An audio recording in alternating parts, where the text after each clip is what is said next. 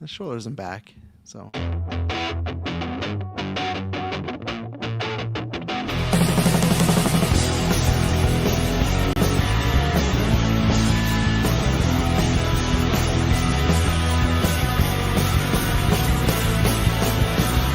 out the face! Get out the face!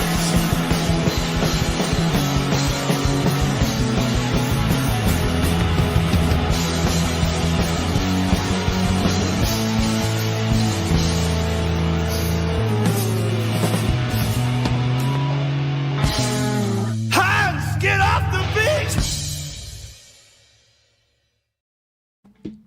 Hello, ladies and gentlemen, and welcome to the 682nd episode of the Geek First Podcast. I am the Eggnog God. Even though I'm not drinking any, the Eggnog God, Tress now. I'm joined by... I'm the doctor, Gurgle Batzer. I'm the Happy Holidays, Taylor Field. Yes, ladies and gentlemen, we got a nice, really big, juicy newscast. It's been a news-filling week. I've said this before. When I do the worst times to do Travis told you is when we have a weekly Geek on Tuesday and the GV episode on Thursday, because that's when I got to do evergreen topic and there has to be something to talk about. Not this week. Weekly Geek, then Wednesday, then today. The juice is just flowing. Probably because I imagine soon things are going to get quiet in Hollywood and gaming. Like Hollywood, I think it's like the week before Christmas. They kind of take a break until like the second week of January, so we'll probably get slow news. But even then, you got Avatar coming up. We got at least Doomsday, and me and Kirkland on our weekly geek this Tuesday. It sounds like the Supergirl trailer might be dropping on the Monday. Kirkland's pulling up his calendar to confirm Let's go. he can make it. But Confirming I have Avatar tickets. oh yeah, definitely do that. But yeah, so lots of big stuff still dropping. Obviously, Stranger Things that's going on. We got Welcome to Derry. The last 2 episodes are happening. And then in a couple weeks, Taylor also needs to answer me about Fallout because I need to know about scheduling. But Fallout is starting in 2 weeks, so look out for that. So yeah, it's kind of crazy with Stranger Things, with that, with Avatar, with all these trailers. I feel like some years we've had where, okay, there's a couple of big reviews, but it starts to quiet down. No, it's going to be flowing. So we're going to do the best we can. Obviously, subscribe to the Patreon or even follow us on Twitter or Facebook. So any scheduling changes or announcements we'll announce there. But and then next week will be, I think Dylan's doing a solo side quest to update some games he's been playing and voting his Game Awards. And then also on the Thursday is the Game Awards recap with at least Dylan and these 2 gentlemen. My hope is to be there if I can get the twins to sleep because it's Nutcracker week. But yeah, and then the Christmas retrospective as well. If you are a Patreon producer, vote right now because it is very close. There is a bunch of movies you could vote for, but I'll say it's just because there's about, I don't know, 8 to 12 hours left. No, more like 8 to 10. Right now, it's pretty much just a 1-point difference between The Grinch 2001 and then Silent Night, Deadly Night. So very different. I feel like you got the people that are wanting the classic Christmas nostalgia that they grew up with, and then you got the people wanting the horror movie because there's a remake for that coming out. And I've actually never seen Silent Night, Deadly Night. Have you guys? No. Okay. And I was very disappointed. Again, another year, no one put Christmas Carol in. I tried on Travis Toys to say that Kirkland was talking shit about it at the Geek First Christmas party. Hasn't seen it in years. One of these years we're going to cross it off. May have never have seen it. We'll see. May have never I was in seen the play, it. though. And playing a fake role. And I've told Johnny you the this. Elf. Johnny the Elf is not a Christmas Carol canon character. And I told you this. One day you'll watch it and you'll come to my side. One of, if not, the greatest story of all time is A Christmas Carol. But that's not happening this year, so vote. And then, we'll go over Spotify Wrap next week for Bread and Butter. That's a Patreon episode. So there's just lots of really good stuff coming for the next little bit. And then in January, there's all the drafts will be fun. We're going to have Fallout. I guess maybe Wonder Man. I don't know what's going on. I don't know. I'm giving you the whole preview, but, that's what I guess maybe the whole preview because this might be, honestly, other than the Bread and Butter and Christmas retrospective, I think this could be the last. Well, I guess even Dylan's not here, so I don't know. Other than maybe an After 9, there's not too many episodes. I don't know if there's a single episode coming up.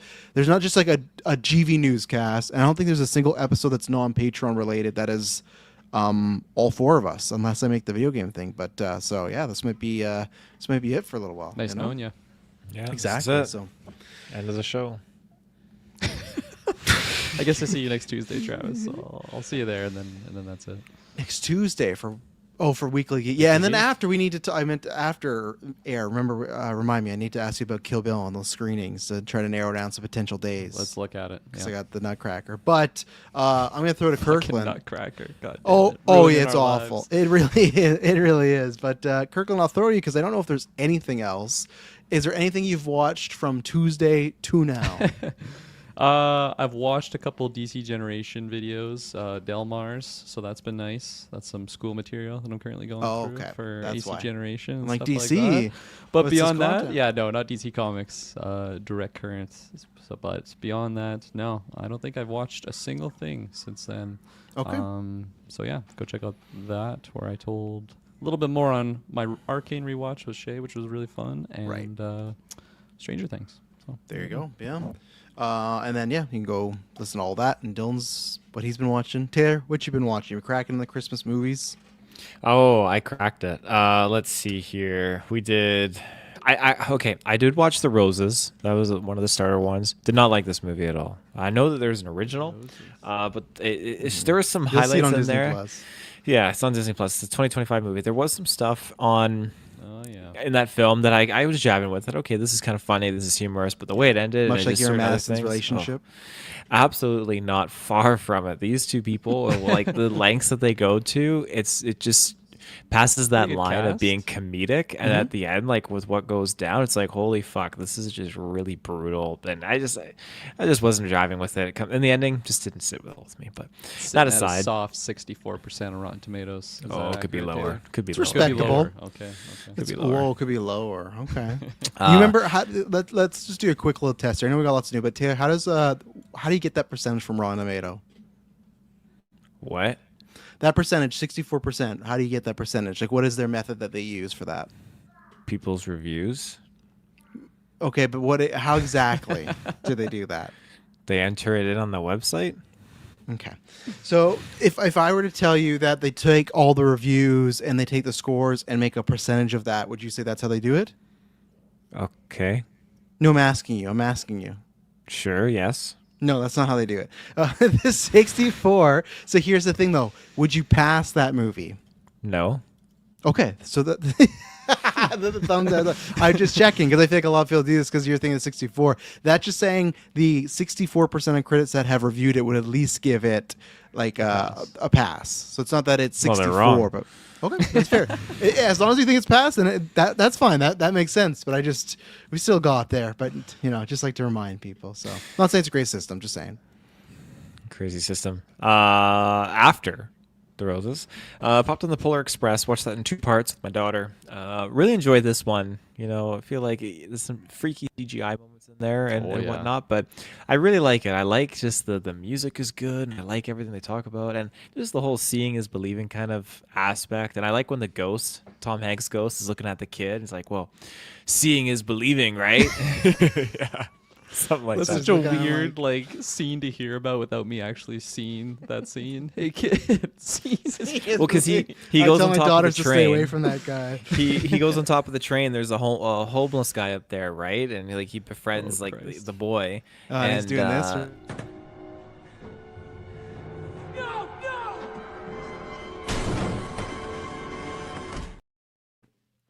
That's the right off the back of the train. Yeah, that's the ending.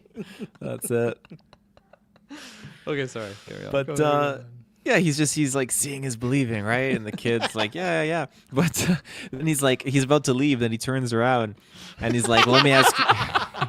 He's like, let me ask you one more thing. Do you believe in ghosts? And the boy's like, no, I don't. And he's like, interesting. But he's a ghost. That's why he's calling out his bluff, because he can see that this guy's a ghost, but he doesn't believe in it. So And that's this kid, while he's listening to the story, is And just what the fuck are you talking about, man? but That's then when Tom spot Hanks on. turns into the ghost, I just died of your roast. all right, I'm done. I just saw Yeah. some clips in a Holy row. Christ, I sometimes like when we can tell a story with the clips, Yeah. so- Oh yeah. yeah. No, it's a good movie, and You I do- saw that I they're feel like playing you've it at gone back and Bernie's. forth. Yeah, they are. I feel like haven't you said it's a creepy movie though, but at times I feel It could be creepy, but it's definitely it's aging more for me now you're every a every kid. year. If you're a kid, it's definitely a crazy time. But no, I'm growing on it a little bit more, and I'm liking it a little bit more every year that I watch it. And then we did Home Alone 1 and 2, but we didn't watch that with Satine because I thought, oh, you know, not yet. Maybe next year. This year, like, I don't want her to be seeing like it's okay to be like hurting people. So It's okay. He's doing it for you. Got to teach self-defense, Taylor. He's doing it for a reason. He's not just like killing people.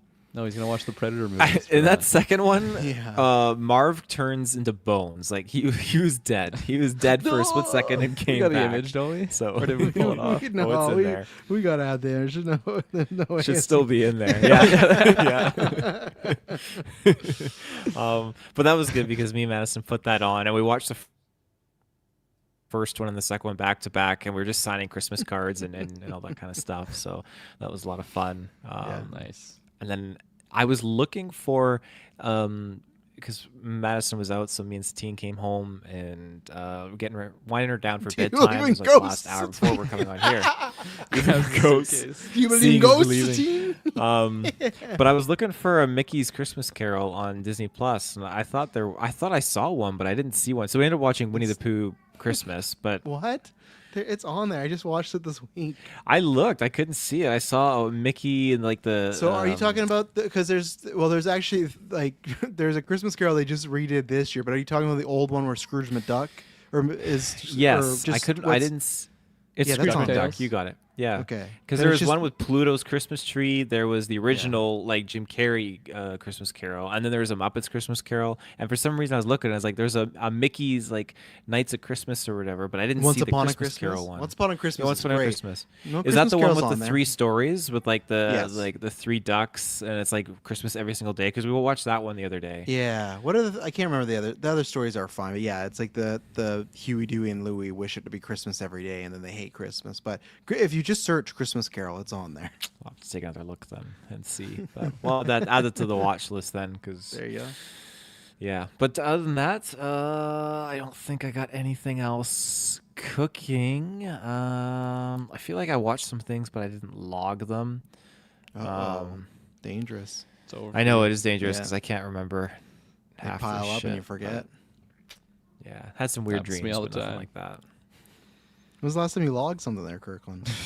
I think before Japan. Let's go look. Let's see I- the last thing here. Because I did listen to Weekly Geek. I was surprised you said that you mainly just because I still agree that most people, if they have the take that Home Alone 1 is better than Home Alone 2, that's a wrong take. But that's fine. I can still understand that. I was surprised that you made it sound like you don't watch Home Alone 2 that much. Like I would feel like you still would watch them together, but no. I feel like sometimes I don't get the stamina for like a twofer, so I'll just put on the first one, and then I'll like have the intention of watching the second one, and then like a week goes by, and then I don't know, maybe I'm just watching something else by that point. So I'm not like fully committing, but usually when I've been rewatching Home Alones, it's just like I'm putting it on my own, like while I'm doing stuff in the house. So like Shay and I haven't just sat down and watched them. We got to now because she's got the turtle doves, you know, in her. Oh yeah, you her have to exchange. watch for the So, turtle yeah. doves. If you want another one, has one, it's the best. Yeah. One hit battle after different now. another. That was the last thing you logged. Oh wow, yeah, there you go. That was like Great flick. We had our summer get together and we were talking about that. Because remember, I was trolling my I mom. got a mental list to post, and hopefully I don't miss Yeah. 3 or 4. Wow, I like don't to, even have tr- the Running Man on there or anything. I like to troll my mom. She was, because she lives with us currently. She came home from work, and she just likes to talk.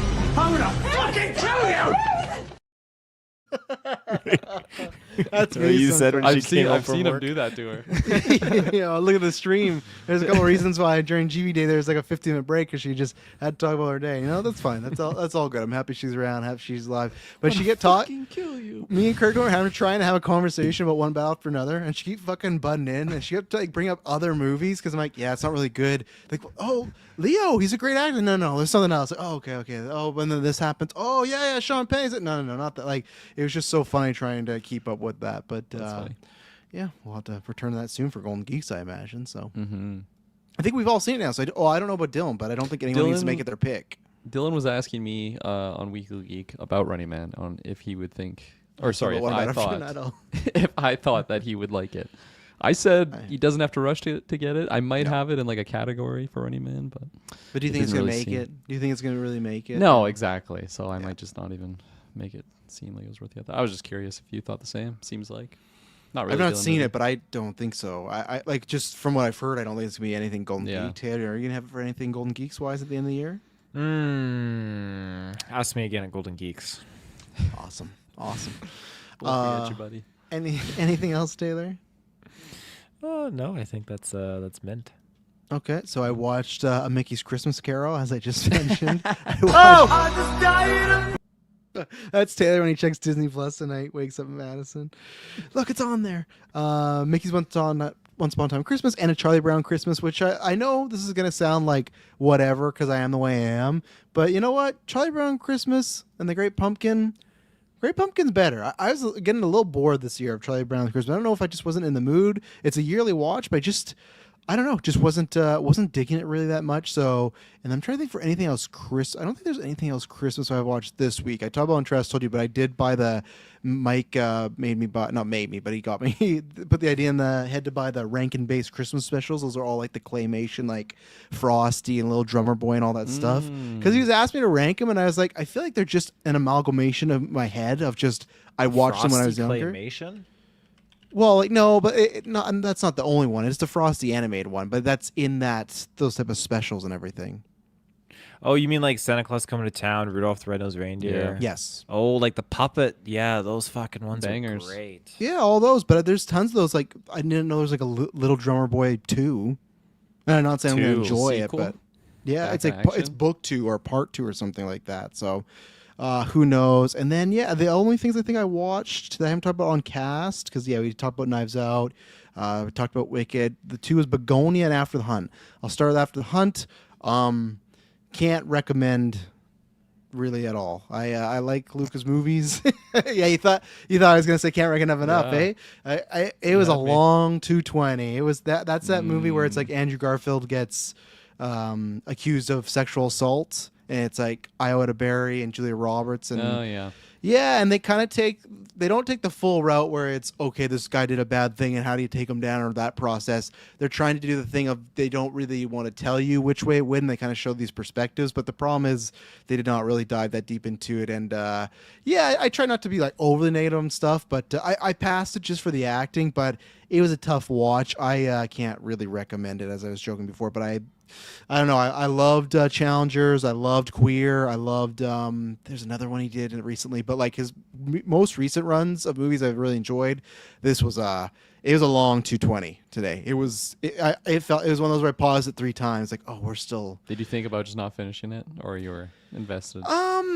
I guess I was invested enough. I think though, if I didn't like the actors, maybe that would have been Yeah. a thing, right? And luckily, this is why a good thing with having the twins. This is probably one I would have saw in theaters because it was supposed to be an Oscar movie, but it got so negatively reviewed and people don't like it that it's not. This is one I'm glad I did not see in theaters, but I did hear that it was kind of underwhelming. So I was going into it with knowing that. It wasn't like a big bummer. It was a slow movie. And then the other one I finally crossed off was Begonia, because that went off to VOD last week.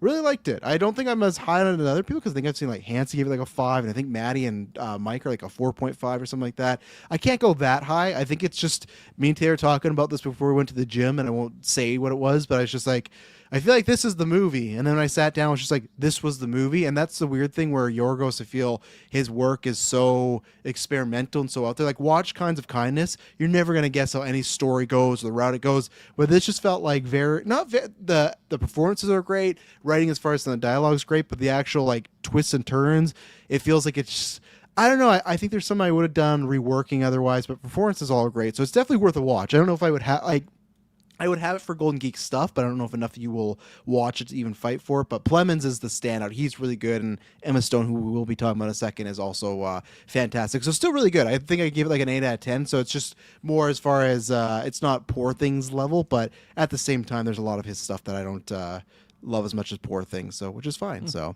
let's see. S-Bub says I haven't been hearing many good things about at all about After the Hunt. Yeah, for me, it's unless it's like myself, where if you're just down to watch those type of Oscar movies or you really like the actor, sure. But even something like Andrew Garfield, his storyline's pretty important, and he kind of goes missing for like a very long time. And it feels like this character's pretty crucial to the story, and he just kind of up and disappears. So S-Bubs, if you got a long watch list right now, definitely don't worry about it. I said that to Mike too. Like, you can put it on the back burner. Like Begonia, I would definitely recommend to watch to everybody.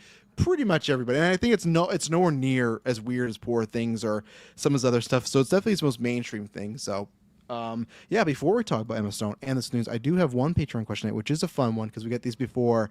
But Mike was sitting back. He wasn't waiting. Kirkland looked at his computer. He's like, oh my God, I didn't see the question. But don't worry, I didn't give it to you on purpose because Mike made us a little game here. You have $30 to pay or plan your Christmas movie season. So the $15 amount, you got Home Alone, Elf, The Grinch, and National Lampoon's Christmas Vacation. $10, you got Jungle All the Way. I haven't seen that one, Mike, but I'll take your word for it. Jingle All the Way, The Santa Claus, A Muppet Christmas Carol, It's a Wonderful Life at $5, Miracle on 34th Street, Taylor's favorite movie, The Polar Express, The Night Before, A Christmas Story, and then at $1, Harold Kumar Christmas, Bad Santa, Red One, and Hot Frosty. Fuck, I forgot about that movie until you guys talked about it. So, does anyone see something here? Anyone have like an easy bidding, or are they still thinking about it? I don't know. I'm looking at these lower tier ones, and I feel like they're not better than what I could do with just two 15s. So I'm just gonna do that. I think I'm gonna go Home Alone, and I'm gonna take The Grinch. Those were, you know, a little spoiler for our weekly geek. That was two of the three that I picked for my three Christmas movies to pick. Which, funny enough, that was also Super Bad Mike's question. So yeah, I'm gonna have to go with those because nothing really is enticing me to drop any of them. Like Night Before is down there, which I wanted to grab, of course. That would have been my third. Harold and Kumar is kind of a underrated pick here for the $1 tier, like if you want to go for a budget movie. But no, I'm going to have to just round it off with Home Alone and The Grinch, I think. Okay. I'll go because I also answered this question on Travis Told You. I'll let Taylor, his thoughts be a little quiet. But I'll go Home Alone. That has to be on there for $15. And really, like, I like Elf. I'm not even going to say if someone has their favorite Christmas movie, that's a hot take. It's just not in my top tier, but I'm completely fine with it. National Lampoon's Christmas never was for me. I've said before, I'm not a Chevy Chase guy. The Grinch, that's a good one, but like I get enough of the holiday cheer with Home Alone, and I'm on the opposite end of Kirkland where I need The Night Before. The Night Before has to be in there. I need one adult Christmas movie, and I feel like that's a good Endgame Christmas movie where they're tributing lots of stuff, lots of nostalgia, Home Alone stuff going on. You got you got Shannon Green in there. Michael Shannon as Mr. Green. Fuck, I combined his name too much. And then the tough one, nothing in the $1 tier. I was never a Bad Santa guy. I watched it a couple years ago and just wasn't for me. Wasn't a big Harold Kumar guy. Red One was not it. So I think I'd have to go, as much as I love Jingle All the Way and Arnold running around with that trench coat, I can't not have a Muppet Christmas Carol. I need a Christmas Carol on here, so I need to go that way. And Kirkland, if you ever watch the original one, that's great. But if you ever watch the Muppet Christmas Carol, what's great about that is everyone's Muppets, and all the Muppets are very jokey and whatnot. But Michael Caine is putting in an Academy Award winning performance. He's acting his ass off. He's not taking I'm acting with a bunch of puppets. He's taking it as serious as can be, and he is phenomenal in it. So for me, it would be Home Alone at $15, $10 Muppet Christmas Carol, and The Night Before. So it gets me to my 30 there. So it's like you don't know me at all, Travis. I absolutely hate the Muppets. I am not a fan of puppetry or anything like that. That's Barney not costumes. That's not why I'm praising it, though. I'm praising it to see the absurdity of Michael Caine giving this super serious performance, and Kermit's over here like, "Hello, Mr. Scrooge. I'm here, Mr. Scrooge." That's what he's saying. So I pulled my headphones out, so I didn't hear half what you just said, but that's okay. Cause he missed my Patrick Mahomes. I mean, I heard that I'm part. here, That was Scrooge. great. I'm here. We got to get that in a clip. We'll have it ready for the NFL episode we do. Yeah. But yeah, I can't remember what I was going to add on to it. It's worth a watch just even for that. Even if you don't like the Muppets, just to see a man. Because would you give say a Michael serious Caine is the one? It's that's Michael in it? Caine. Yeah, Yeah, that's pretty crazy. So I'm not going to say never. But let me I also bring up a scene. haven't given the Muppets a chance since I just hated them as a kid because I just been like, no, I don't want to deal with any of that shit, and I've just kind of deterred myself from it. But maybe when I'm an older gent, I'll turn around to it. Maybe when I'm in my 30s, which isn't too far away. All right, Taylor, what you cooking? Kirkland, you said Home Alone and The Grinch, and I was right there with you. But I think for the sake of things, I'm gonna switch it up. I wish there was a Home Alone 2 on this list, but I get it. I'm just both of them are like Yeah, I saw they're- Mike's 3.5 today. Come on now. Those Not are a fan. 5. Yeah. both of No them are turtle doves just for him. on point. But I definitely, especially after rewatching them just recently, I'm like, yeah, I like the second one. I like how they up the stunts. I love that you get to the hotel sequence. Everything Tim in there Curry, is man. so good. Oh, That is actually what puts it over the top for me. Is I think there because I said this on Trust Told You where it's just like The Hangover 2, where The Hangover 2 is the exact same movie as Hangover 1, right? But it's less funny. For me, Home Alone 2 is that, but it's more funny because like. Sure, you have like the old guy on the street and you have the pizza guy, but no one tops Tim Curry in that fucking movie. He's so good when he goes into the shower, when he's like, "But I love you," like that whole everything he's doing. Tim Curry is like on a 10 out of 10 level. So he like everyone else is great, but he puts it fucking over the top. He's so and good the in lip that. quiver when he gets slapped. You mentioned that. He just, his lip starts quivering, and he's like, I don't know how you can act that. He's great in there. Good actor. One of the best. So you got Home Alone. Yeah, I'm gonna do Home Alone. Again, I really wanted to do The Grinch, but I'm only sticking to one $15 movie. The Grinch is really, really good, and it fucking cracks me up. There's so much shit in that movie that's hilarious, but Home Alone just has that nostalgic Christmas '90s vibe that I really, really like. So we're gonna go down to the $10 tier. I want 3 movies to watch. I'm gonna pick The Santa Claus. I think this one has it's got a good level of that kind of adult humor where he's a piece of shit dad, but it's a good time. I like the music. I like getting the what are they called?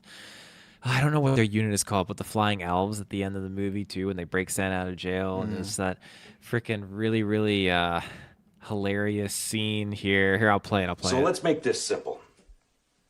I say name, you say Scott Calvin.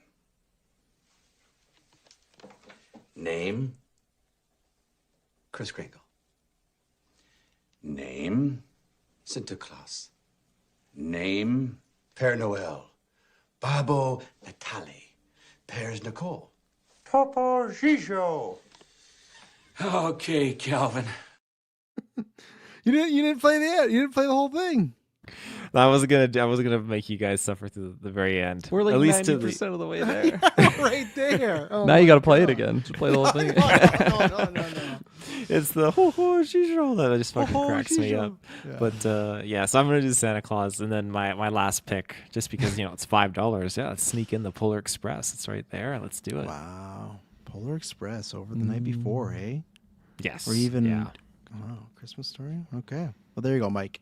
You got Never our been a answers. Christmas Story fan. Me either, actually. I was not. Wasn't my cup of tea. neither. So let's see if I got it. See, there you go. Sorry, Hansi. I'm happy that it didn't get picked trash. this year. I'm just saying. I'm saying it's trash, but here we go. Let's look at this here. What's this? This is it. I want to bring up a scene where he's. Who are In life, we were your partners, Jacob and Robert Marley. you? It looks like you, Fuck, he's young. but I don't believe it. Like, look at this performance. He's not cheesing up at all. No. Because a little thing can affect them. A slight disorder of the stomach can make them cheat. You may be a bit of undigested beef, a blob of mustard, but you. That's about it. More baby than a grave. What a But yeah, the whole movie, he's just Is doing that. Robert you know. Marley an actual character in A Christmas Carol? Jacob Marley. Yeah, They just Jacob did Marley. the two. Yeah. They did Jacob two. Marley. The story's fraudulent. Well, no. Well, they were using Muppets as well, and he's a man. They don't really explain that part. So, my God. So, all right, let's take our first ad break. Then we're gonna get into the news. We got lots of juicy Batman news and rumors and everything, and I'm excited to see what these guys think about. So we'll be right back.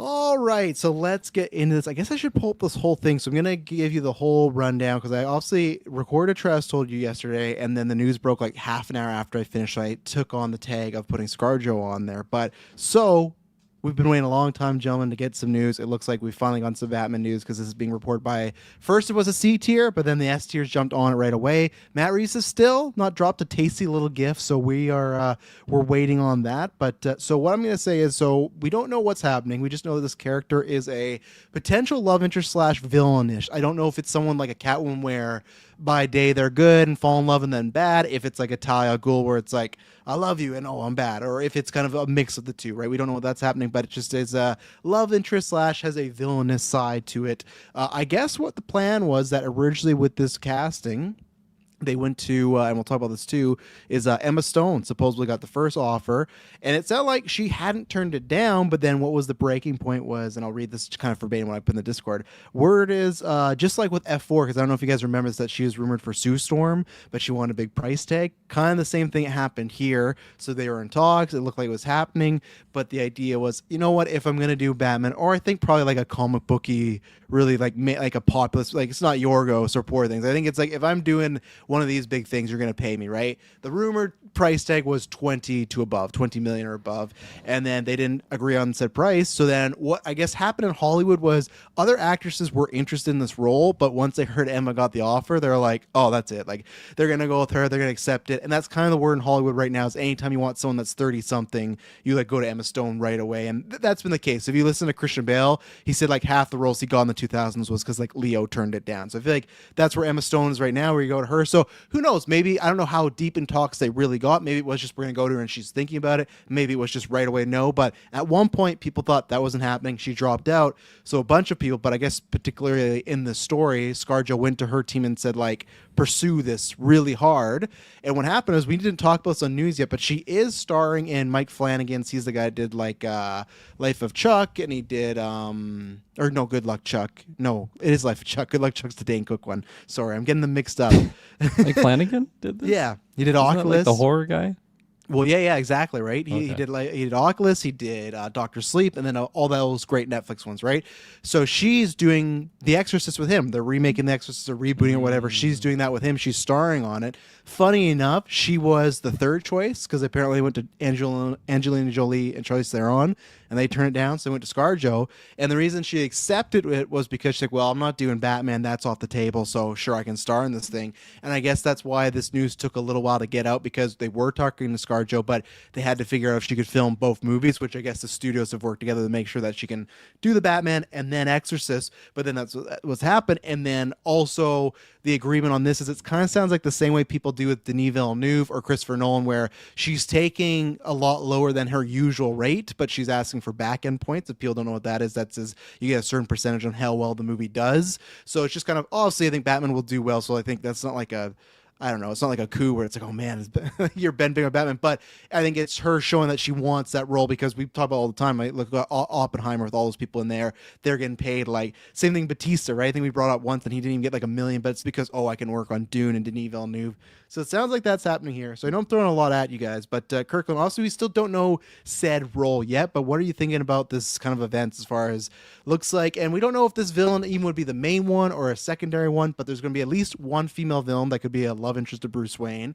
Emma Stone was the first choice and turned it down, but now we have Scarlett Johansson in Matt Reeves' The Batman Part 2. Again, it's not officially confirmed, but all the top tiers, it's in final talks. Pretty much they just got to sign a contract, and any day, I'm assuming Matt Reeves will probably drop that GIF at some point, but maybe he'll wait till more people are cast. What's the gift that he dropped? Everyone's been talking about that. What's he gonna drop? Maddie thinks it's from under the skin. I thought it's gonna be something with her with red hair, but not Black Widow, because I really want to be a certain character from the comic books or the animated show. So I'm hoping it's a red hair one. But under the skin's not a bad one. I think it has to be a serious one, and it's not going to be MCU or Jurassic World. I would say for sure none of those are like Home Alone 3, because don't forget she is the sister in Home Alone 3.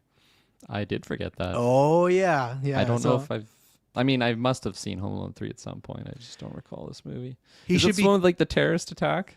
Yeah, they're not. It they're is not that great. one? Yeah, when they have like wow. somehow Okay. that kid gets like the bomb or the codes for the bomb and like mixed up. It's like or the something. RC car is like the Yes. key to everything. Okay. Yeah. I've seen that movie. He could be cheeky and drop a gift from her where she's just the voice on the cell phone. That'd be fun, you know. But From her? there's a movie. Have you ever seen Her? Yeah. Oh yeah. With Okay. Joaquin, right? Oh my God, it's amazing. Come on, yeah, yeah. I've seen Taylor, have you seen Her? I've seen her. Yeah, I saw it in theaters actually. You did? You saw it in theaters? I bet you That's saw not that a with your Taylor mom, movie. didn't you? Did you? Nope, not You with had to listen her. to the Kristen Wiig orgasm scene where she's Yeah. like, I love that scene where she's talking to her and then like, strangle me like a cat. And he's like, what the fuck's that? She's like, I'm a bad cat, all right. And he just like pretends to orgasm on the phone. He just never calls her again. Wow, I'm surprised you saw. But all right, Kirkham, I laid a lot out. What are your thoughts on this? I have other news and stuff too with this. But what are your thoughts on the main one? Is this just ScarJo's fuck you to Disney? I'm going over DC side with the Guninator. Yeah, I guess. Well, remember that lawsuit that happened for a while? Oh yeah, that's the one I'm talking about. Yeah. Probably the gun. Well, the Reasonator. This isn't a gun joint. Remember? Right. This is like their alternate universe that we're not really talking about. Yeah. We'll figure out how well it does before we figure out where it lines in our universe. Is that exactly sort of the mindset there? I mean, yeah, I feel like I'm excited because I like ScarJo. I want to see like a different comic book version of her character. It's just hard for me to like take the Marvel lens off of. I don't know if that makes sense at all, but just like a Marvel filter where I just see her as the Black Widow, and like there's a certain levity to those Marvel movies that I feel like, especially Reeves Batman, like it's a dour movie, right? Like very, very different tone. You got this guy.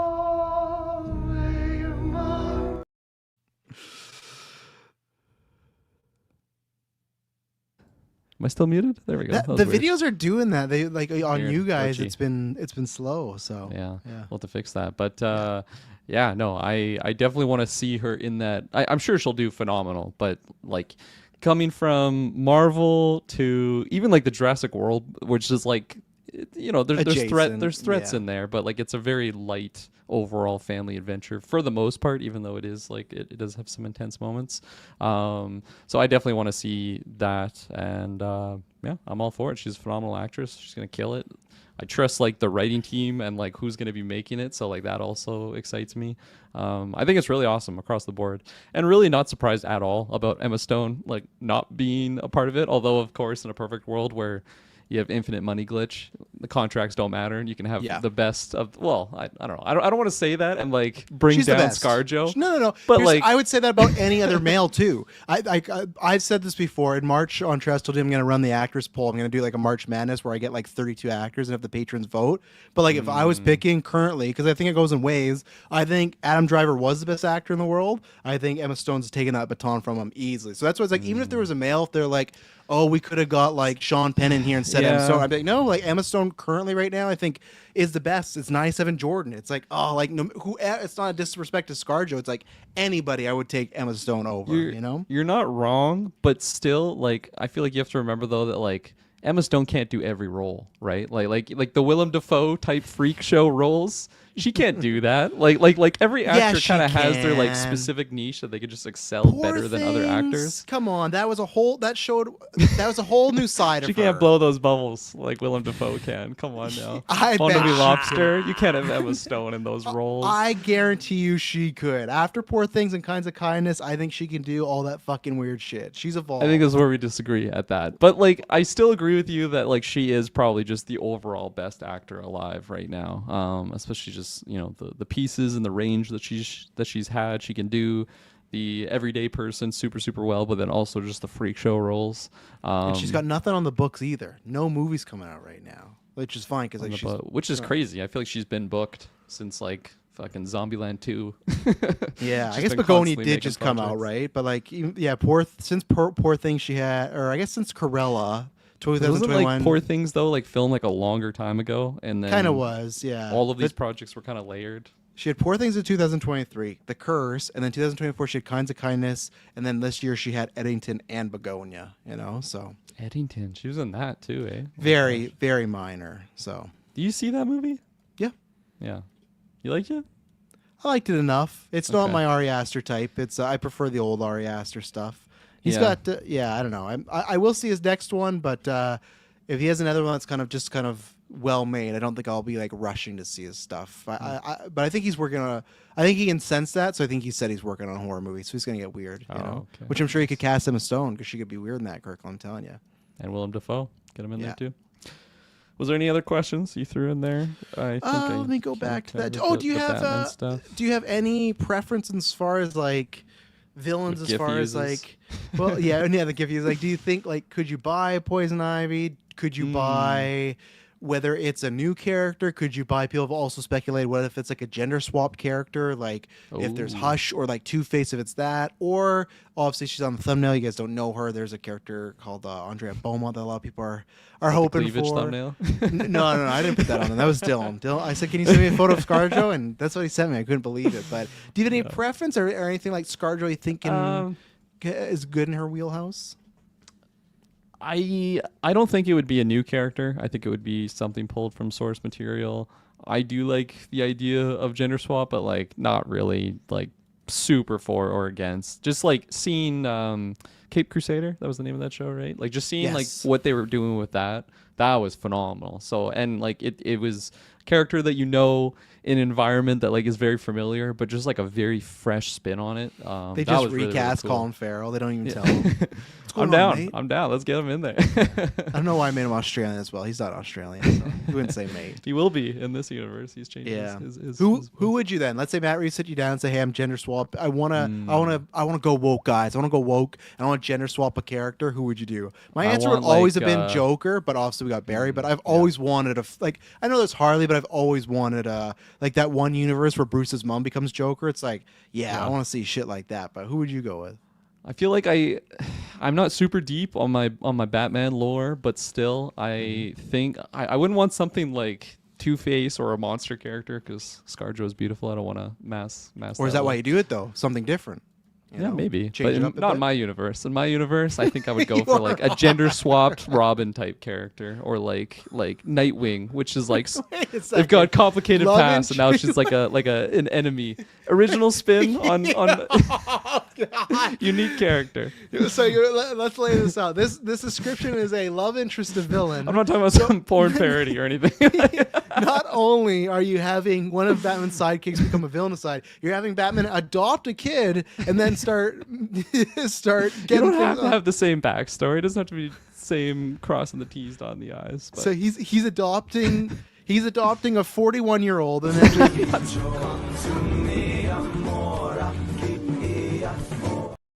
Yeah, you lost your parents. I'll adopt her. Oh!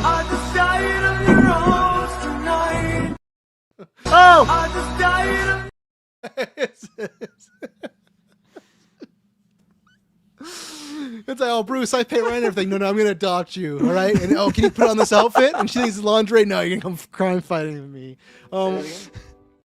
That pitch right there, that sounded like a Taylor Field pitch. I'm a gender swapped Robin with ScarJo at 41, and that's going to become a love interest / villain. All right. I guess she's probably older than Pattinson, but by only 2 years though. Only Only 2 2 years. years. She's 41, he's 39, so it's nothing. But I'm gonna take the baton from you. Poison Ivy might make more sense. I'm gonna take it from you. I'm gonna go in reverse and start with you. Where do you feel character-wise that ScarJo could go, or you would like her to see? Oh my goodness. Well, I mean, I think it's great that she, ScarJo. Right, yeah. Jim Gordon. Am I doing the gender swapped pitch first? You don't have yeah, sure. Let's see what you come up. I did say, a character. I gotta think about everyone that's here. Who could she be? I'd prefer it. Yeah, she stays as a villain. Two-Face. You got Bane. You got Zatanna. That's a character, right? From DC. Yeah, she's not really a villain though. She's a hero. Well, I guess you're just pitching all these heroes to break. She bad. moves in with Bruce Wayne. He adopts her.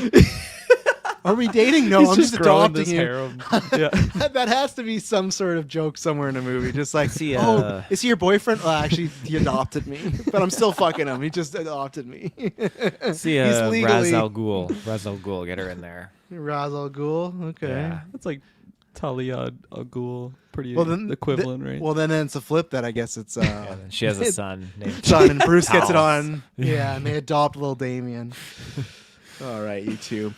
Taylor, what do you think about Scarlett Johansson, though, in general, just playing potentially a villain in this movie, her being in this movie, and just the comparison, obviously, of Emma Stone turning it down?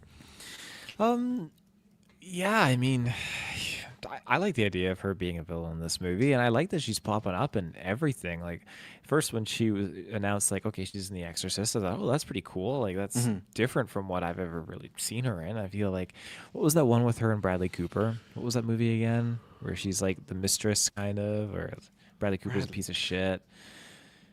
What the fuck are you talking about, Bradley Because Cooper? it's like a bunch of huh? different stories, but yeah, he. I can't Oh, remember he's who just not that married into you? to. Yes. Isn't that the one Yes. where he's gay, right? No.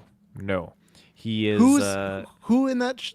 One of those happens though, right? Is there some character that's they make them look like they're straight the whole time, but they're really gay? That's the issue in the relationship. I think so. That does sound familiar. Is it not But wasn't Bradley Cooper? It's not Bradley Cooper. No, because he is with his wife and then cheats on his wife with ScarJo, and then he ends up. His wife wants to make amends and like sleeps with him in his office, and ScarJo's hiding in the closet, and then ScarJo freaks out at him and leaves, and then his wife ends up breaking up with him because she catches him lying about him smoking. Oh, wait a second. So you're saying this man had an affair and the wife and him put it back together, but because she caught him smoking, that's Yeah, the final because straw. he lied. He He can suck lied, some and that's the titties, thing. but he can't suck some cigarettes. Okay. thing that he Cardiovascular lied. disease, man. It's Yeah, I serious. guess so. Jeez, Okay, yeah, let I me think get a movie name I here. think I saw like 20 minutes of that. It is one of those movies you're talking about where it is. Yeah, He's he's just not that into you. Sounds so Yeah. familiar. Yeah, pull because this they up. spam those. They did that. They did Valentine's Day and New Year's Eve, where it's like let's throw a bunch of actors together and put them in very mediocre to bad like stories. Justin Long. Who? Yeah, but Holy who fuck. is Jennifer and Connelly? Jennifer Yeah, Connelly. Judy yeah, Hopps. Judy Hopps? Is that Judy Hopps? Yeah, that's who does the voice. Oh, yeah, wow, I didn't know that. I just there is a story where one of them that is the twist that the whole time they're making it look like he's straight and he's on an airplane and I Is it think Ben it's Affleck? no, I don't think so. Like Ben Affleck's in here. He's just not that into you. Yeah, Justin Really? Long, Drew Barrymore. Is Eric Dane in this? Fuck, I don't know. That gets me excited. No, because Eric Dane's in one of these, and I think he's the guy that is the reveal that he's the. I just can't remember. I saw like the 20 minutes of the ending or something like that. But, anyways, so you feel like her role of being an adulteress will inform her villainous role in the Batman Part 2. You guys That's got some definitely fucking not where I takes was. tonight. Not where I was going with it, but I just was. I can't remember where I was going with it actually, but it's a good movie. Anyways, though, I think she as a character, because she's done those types of like romance roles, and seeing her obviously as Black Widow and whatnot, I think she's definitely branching horizons now and kind of diving into a whole bunch of different things. Like I said, Exorcist and then Jurassic World Rebirth, and so it's really exciting to see her kind of spread out and do these different types of roles, and a lot of it seems to be pretty action heavy, which is awesome. You know, I'm not saying she needs to become a Jason Statham, but let's get her out there. Let's see her do some fun stuff. So But we don't want to say she can't do that though if she doesn't want to. You know, we can go the Statham route. We could go the Beekeeper, ScarJo. Beekeeper, yeah, Beekeeper's wife. That's what we're What the hell are you talking about now? I go to get a drink of water, and I'm talking about Beekeeper. You should have Talking about ScarJo. Yeah, ScarJo coming for Beekeeper too. No, I think it's Just great announced. that she's doing this. And in terms of like what villain she could be playing, though, I mean, yeah, I don't know. I think it's great that she could be a villain. I think opposite of Robbie. I think that's Robbie P. I think that's pretty sweet. I'd like that. Oh Robert. fuck! I'm like Patterson. Margot Robbie's in here. No, Yeah, Robbie like, P. no, Robbie P. Okay. Pattinson. Yeah, and in addition to that, Emma Stone not getting the role. Not kidding. She didn't cut it. Yeah, Matt Reeves sat her down and said, "You got some work. You got some work." She did. She did the interview. Interesting. No. She does like an Oscar-winning But she's a performance. two-time for the Academy audience. Award winner. Not good enough. Not good enough. yeah. I think. It's gonna be me She's if not we're my making Dick Grayson. You know. ScarJo though. That's gonna be me if we ever make a studio movie and they sit me down and tell me why Jared Leto needs to be in this movie. But he's an Academy Award winner. Interesting. Yeah, I think Emma Stone opting out of this role is, she's got the things that she obviously wants to do, and maybe it's just a thing like she's done her superhero gig and she's just done with it, right? Maybe she just is over being in the kind of superhero roles. So I don't blame her. I mean, if you've done it once, maybe that's it. Some people like to go in and do multiple characters and the superhero stuff. Maybe she doesn't. And it sounds like she'll do it though, just for like the right price. Like for Sue Storm in this, it was just, hey, I'll do it. Just give me this big this big bag, right? So that, which also makes me scared that I don't think we're ever getting her back as Gwen Stacy or Spider Gwen. I always thought that was a hope when Andrew. Disney money, man. That'll be her That's charity. a whole other Her thing. charity project. Yeah, I had just 20 million for like a small, not even a full role. Like if it was something like that, like maybe that could be the pitch. Maybe that's the idea of it'll be a small role so they could pay her for a certain amount. But when I've heard this twice now, these comic book roles, and she's turned them down because of money, it's like, I don't know if they're gonna go that route. They're already playing Army like Robert Downey Jr. like the Fortune of a Small Country or something. So I don't know. I don't know. Yeah. Okay. Interesting. I don't think I have anything else I have said. I guess I already said when Kirkman was saying, "Oh, it was fine." But yeah, for me, this was like ScarJo. I think it should be great with a great director, which we have with Matt Reeves here. So I'm not worried at all. Definitely, this is one of those things where you go, "Oh man, I wish I didn't hear about this news." Because I said this too on Trash Tell You, where if the romance part was ScarJo and Pattinson, thinking about that doesn't feel like a natural fit to me. I feel like those chemistries are different. Where They get caught in the Batmobile. yeah, again, Matt Reeves not is again, Robert. furious. That's why it's always not coming back. Because ScarJo's married, so it's like I got to make sure this time. I think that's the thing where I disagree with Kirkland, where I can see Emma Stone playing a weirdo for sure. So to me, she can do that, and I think she has chemistry with other weirdo type of actors. So to me, on paper, if you see Robert Pattinson and Emma Stone, I go right away, oh, I can see the chemistry easily like that. ScarJo and Pattinson, like the chemistry levels, it's not a direct pairing. Like even with him and Zoe, I think we all were like, oh, that makes sense, right? Like that works. But on paper, it's like Johansson and Them him on the red carpet together. Come on, the tension was there. Oh, It's absolutely. like fucking Superman and what's her face. Rachel Brosnahan, Lois Yeah. Lane. Yeah. Let's not start Taylor off of any of the James Gunn relationship stuff going on. But What's like her face and John Cena. Why am I forgetting all these names Jennifer now? Holland. Jennifer Holland. Robbie P. So yes, of course, that's the thing. Like any project that Stone is in, it's better for. I do think she's the best actress or actress. Period. Doesn't matter any gender, man, woman, they doesn't matter. I think Emma Stone clears them right now. So yeah, but that is a bold thing to go to the top like that. That would be a big thing. And even ScarJo is big. I said this too. Like she's definitely the biggest star these movies have had, right? Like next to Pattinson, they all were kind of like Jeffrey Wright, Paul Dano, even Zoe Kravitz. They're not like the AA tier where they're just been in a bunch of franchises where ScarJo Colin has, Farrell. right? He's pretty big. Yeah, but For, a like, small a role, side right? character. Yeah, for a Yeah. side character, but like, and he's also covered in makeup. A bunch of people didn't know that was him for a while, right? Like the But GA. that doesn't does that bring down his price to do the For the project? screen time, I think so. Yeah, I think that for the amount of screen time, it would. And I don't think But Colin. not because they're hiding his face. I don't think so. That'd be a weird.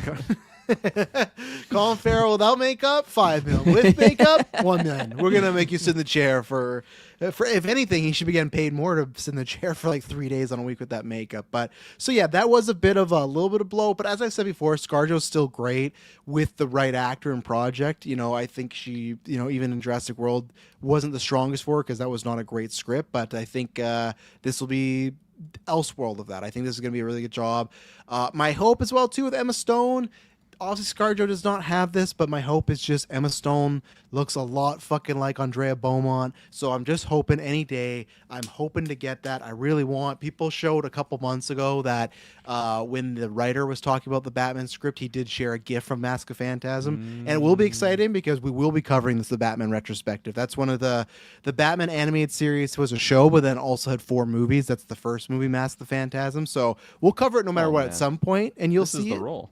What? This is the role. Just looking at these images. Come on. Well, absolutely, yeah. But there's a Why'd you let me go off my Dick Grayson fucking casting when you had this gold pick in the back of your pocket? we don't know. I think we're all just kind of hoping everything. Matt Reeves did say out some we've never seen live action before, which is the case, and people might forget that Harley Quinn, she came from this same show, and like she wasn't a comic book character, she came from this show. Same as Andrea Beaumont. So I'm really hoping that is the case. But we'll see. I hope it gets confirmed here soon. Sign that dotted line, and yeah, it's gonna be interesting to see who else might be signing up. But You know what? We also haven't seen live action. Gender bent Dick Grayson. as a Moving villain in too. with Bruce Wayne. You guys remember those? So ridiculous. Do you remember those early days when we were talking about Suicide Squad and there was that terrible rumor that Jared Leto's Joker was dead Robin, like brought back to life as Joker? Do you remember that theory for a while? Yep. Because he had a Some dead murmurs. Robin tattooed on him, which obviously I never understood because, like, in this canon, he killed the Robin, and that's why he would get a tattoo of said Robin. But everyone's like, oh, he's Robin. But I was very happy. I'm very happy that doesn't exist anymore, but that was just a very bad theory. But that's what you're pitching pretty much, Kirkland, is him be adopted, or she be adopted, and that turns into a love interest, and then villain, and then she can become the Joker, like Barry, you know? Why does it have to lead to the Joker? It doesn't have to lead to the Joker. Maybe that's how she is. Like this is the origin. She starts as ScarJo, turns into whatever Barry becomes. So four movie venture to get there. Yeah, and that's why. And this way, Kirkland, you say this stuff. She got 2 Oscars to back up her demands. When you're like, oh, Oscars, pointless awards or whatnot. Not in I didn't know. Tinseltown. I didn't know. It is. You Not told in me. You told me. Told what? You It's told me that pointless. the price of the actors go up. I've said this many times, and then you at the Yeah, I Christmas was party this week, listening like back stupid then. awards, stupid awards. It's like I'm not saying you have to. I still think it understand- is, but like I guess but- it makes sense that if you just have that stupid award, then it's like this guy's worth more. So Yeah. it's just like the Hunter in Adrenochrome. His price goes up with every movie we do. Does he? Wow, that's not good for us. Sir, please subscribe to Patreon. I'm gonna have And minimal screen time now moving forward. yeah, we'll just shoot the actor from the back, so we can put a bunch of people in there. But anyways, I should say on Patreon you can get every episode ad free. Forgot to say that. All our entire backlog, voting in the Christmas poll. Bunch of exclusive episodes. Next year, the most exclusive episodes of all time.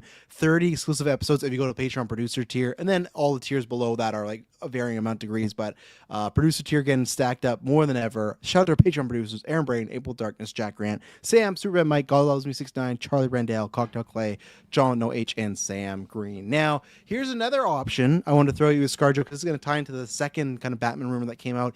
We had heard about this, and I can't remember. I think I talked about this at like On a Trust told you like in the beginning of fall or something like that. But I talked about this rumor, and it was from a very like low C tier. This Tobias Menzies is in talks to play a major character in Batman Part 2. But the guy who reported on the news today, what you laughing at? What are you laughing I'm at? laughing because this photo, where he's with Robbie P in the Yeah. top corner, it looks like this guy with the mask, doesn't it? Like just like the facial structure, like Kind that of does could be all him. on the chin. Yeah. I disagree. Preston's picture's so He's small and replacing. red, I He's can't. replacing Robbie. His back. But like the Okay, jawline imagine is so similar to Robbie P. They're like here. Scarlet's too young. We gotta get an older Batman Robin piece. Sorry, we're getting Tobias Menzies. He did so we can adopt do the her story. over, Yeah, he needs to adopt the shit out of her. But anyways, so that was a small rumor, and then today the guy that broke the cinematography news and had some news on ScarJo stuff, he had put out that one of the male villains, again we don't know, is this like the Batman with multiple, is it whatever, is Dr. Arkham, aka would be probably Jeremiah Arkham. So the reason this could be big for 2 reasons is obviously Arkham Asylum could be in this more. That is one of the not showrunners, like I guess I don't know, not owners, but I guess one of the people that run Arkham Asylum, right? But also in this situation where there is a storyline where Astrid Arkham kind of acts as some sort of vigilante that is like takes people out and everything like that. So people brought that up, and Superman Mike brought that up, and I thought, oh, that could be the case, right? If you got this guy, Dr. Arkham, and then his daughter, Astrid Arkham, who Scarlet could be playing as like this vigilante that maybe kills people or goes too far. I thought, okay, I kind of see that. But now the only thing where I was talking this with Emily, the only thing that would clash with that to me is if there is any truth to the love interest stuff. If you guys don't remember, in the Batman, they established that Martha Wayne was an Arkham, remember, before she married, and that's how it was a cover-up. So that's what gave me a pause, like, well, if she's an Arkham and she's romantically involved with Bruce, I don't know how far down that is from the family tree, but they're still shaking the tree together. So that's what I'm asking you guys. Do you think that kind of eliminates Scarlett Johansson from being this Astrid Arkham? Do you like this idea of an Arkham Asylum doctor being a main villain? And do you think the Batman would dabble in any Game of Thrones? Because that would be a twist, right? Because the second if they're cousins, or well, I guess if they're getting on, you're gonna be, oh, they're not related. But if she just boom, you adopted me, I'm your cousin, and we're getting it on. I'll throw to Kirkland first about some of this mumbo jumbo I threw out here. I was gonna ask. This isn't Jeremiah Arkham. That's not like Hugo Strange. It or would be anything. no, that's separate. Hugo Okay. Strange is usually a doctor that works at Arkham, and the Yeah. Jeremiah Arkham is just like another like questionable individual. Okay. But he's the A lot of questionable individuals at this of Arkham course asylum. at Arkham. yeah, they Yeah. should look at it. They should really shut that building down. They need to do some internal investigations yeah, big on what's time. going on in Arkham here. Yeah. I could kind of see it going both ways because, like, if you do some spicy, interesting storyline like that, where like it ties to something close to Bruce's like or like life, like I feel like it was a big moment for him to kind of have that revelation in the first Batman, and then dealing with this character, like it would tie. It would tie. I adopted her. Mostly just the Arkham tie, I Yes, think, like yeah. to his mother and stuff like that. I don't know. It seems messy, but like maybe they can navigate it properly to like do a really good story there. I think I'd prefer it going away from that and have. I mean, as soon as I saw the Beaumont image, like, come on, that's what I want for the ScarJo pairing now. But it would make sense, right? Because that It was would a make big. sense, yeah. It was a big deal for Bruce, like you said, that For sure. revelation and the fact that she was in Arkham. So that would be heavily tying into the first one. So Exactly. Yeah. So I could see it, but my want is to go away from that. But that actor Tobias, whatever his name is, the guy in the cowl. is he in the Crown or something like that? He looks like a Crown actor. I've seen him in things, Yes. and things I've seen him in, he's been phenomenal. So like, I agree. I like more minor roles for sure, but I think he could totally fit just the overall tone of being in there with the likes of this freak.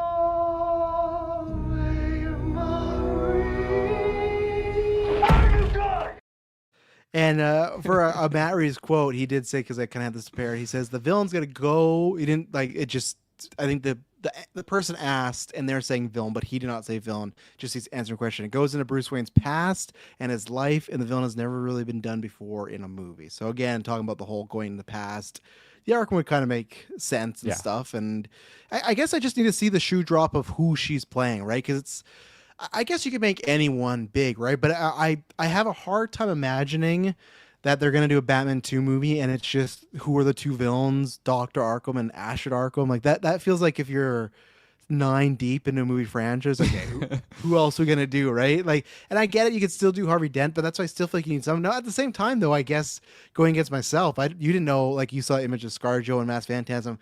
Many people don't know that, right? Like that was an animated movie in '93, the year I was born. So it's not like you're going with a really classic character. I would say even though people didn't really know her, people knew of Harley Quinn, right? They like even before Suicide Squad, lots of people knew of, oh, that's the female Joker, right? Like same way as Venom was like, apologize for the lack of a better term, but like that's the Black Spider-Man. Before Maz, it was like, oh, that's evil Black Spider-Man, Venom. So I don't think people know Phantasm. So I don't know what you could do. I still am wondering. Also, the other shoe I'm waiting to drop is like if Barry's coming back and how big a role does he have? Because I don't think they would do this, but in the Mass Phantasm story, the Joker has like a big subplot. What is this thing?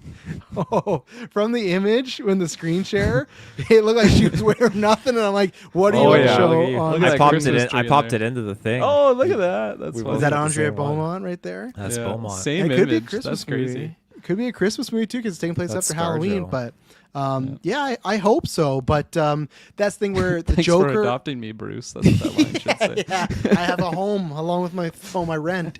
But that could help though, right? Even if it's Dr. Arkham and Ashford Arkham, if it's like, okay, we got a bunch of new villains, but Barry's Joker's in here, even as like even the way Penguin was in there, that would help, right? So Yeah. Oh yeah. Maybe we'll add that in a second there.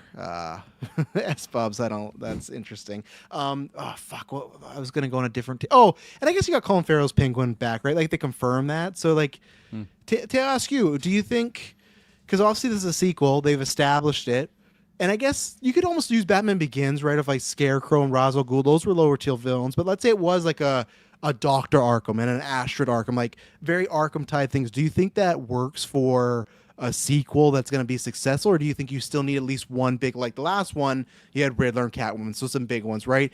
Even with Dark Knight Rises, I don't think it really mattered at that point. I think everyone was checked in, but people know who Bane was. Joker, they knew who that was, right? So it's like usually there's kind of a couple lower tier villains, but one big character. And I'd say other than Batman Begins, do you think Matt Reeves doing a sequel could get away with doing a bunch of lesser known, even if it's Andrea Beaumont? Like, you didn't know her before this week, right, Taylor? Like that character? Nope. So that's what I mean. Do you think for the GA who's not listening to this podcast, who's not into it, do you think they'll just go, oh, I like that first one, so let's go see it? Or do you think, oh, I'm expecting another A-tier character, and if there's not, I don't know if I need to see this one? Especially because we're going to be getting another Batman in a couple years too, right? With James Gunn, I guarantee you he'll probably add a very comic booky character, so... Yeah, I think with James Gunn likes to pull these out of, the hat sideways characters that I'm very unfamiliar with, right? I feel like that's kind of been his MO with Peacemaker, and it's been his MO with Superman and soon his other future projects. But Superman, who was his main baddie, though? Is still Lex, right? So, yes, but we got everyone a knows big Lex. focus on, Lex's, the Bulgarian beast or whatever his name was, and then that chick with the who could morph and shit with the nanites. Yeah, I mean, but that's what I mean. That's like the Batman thing, right? Where it's like, okay, you had like in the last one, you had the Riddler. Well, those are all lower tier ones, but it's like you have a big villain, but then you have the trickle down of like Carmine Falcone and maybe even Penguin in a lesser degree. Lex is still like a big A tier person, you know? Yeah, I think that they could get away with doing a lower known character in this movie, and then in the third one give us a big character, a big villain. That'd have to be Joker, I think, because they introduced him, right? So I don't want the part 2 and part 3 to be like a back-to-back kind of thing. I was trying to think of what good example. Okay, Pirates of the Caribbean, Curse of the Black Pearl, that's its own standalone, and then Dead Man's Chest and At World's End are the start and the finish of that story, right? I don't want the Batman to be like that. I want them to be their own isolated chapters, and I think would you like it to be like that if okay, this is not actually happening, but let's say 6 months ago if they said, hey Taylor, we want to shoot Batman 2 to 3, wouldn't you rather them do that because we don't know if Batman 3 would happen, right? If they shot back to back, we know we're getting 3. We're now, there's the balloons, that now it's we don't even know if we're gonna get Batman 3, right? So that's the only thing I'd push back. If it was that, would you be fine with it? Yeah. Here's your answer. Yeah, if it guarantees that third one, yes, definitely, of course. But in this world where we do get a third one and it's all good, you'd rather them all be separate stories. You're kind of not saying it's copy, but you kind of want it to be similar as Nolan's, right? They had a tie, but each Begins, Dark Knight, and Rises are all very distinct stories by themselves. They are, yeah. They're all distinct in their own individualistic way, I guess, and I prefer that for this. But yeah. What about the Arkham stuff? Do you have any interest in that, tying back to the stuff with Wayne's mom and more of Arkham, this Dr. Arkham? I'm not into the Arkham political side of things. That's But going to Arkham could be fun. It's a crazy fucking place, if we get right? the Arkham Asylum movie based on the game, I'm there. I mean, if you put Robbie P. Who's Robbie G? Who is Robbie G? He's in Bollywood movies, that guy. He's in the Bollywood Batman when it goes public domain. Yeah, he's his buddy. Put Robbie P. into Arkham and trap him in there trying to escape. I'd be down for that. And it's a shame we never got that Arkham TV show. Which would make sense though, because if that's one thing I was going to bring up. Remember, Reeves was working on that, and of course, Gunn said, "Oh, it just didn't work out because I think they wanted the DC and whatever." Yeah, it didn't work out. But if he was trying to develop an Arkham show, and we're hearing rumors that one of the villains, maybe two of the villains, are Arkham related, that's kind of like smoke fire thing, right? It's because look at this scenario. Batman 2 comes out, and then if he was working on an Arkham show, that would have came right after. That would almost imply maybe this is the villain or a part of it, right? That would make a lot of sense, like Penguin, right? As far as, Penguin, wasn't Batman. That's like a bridge to Batman Part 2, right? So, agreed. Yeah. Kirkland, you want to answer the question I threw to Taylor? Yeah, no, I'll pass it to just saw Taylor, Madison. actually. If you love the clips, this is your show. If you hate the clips, not a show for you. But you know what? That's There's what a big clip show. We go with the vibes, but I feel like we haven't done one in a while. So It's true. No, absolutely. But do you think there could be smoke to that fire where they were working on Arkham show, no longer, but now we hear rumors of Arkham type villains? I think so. I feel like it's more likely than not.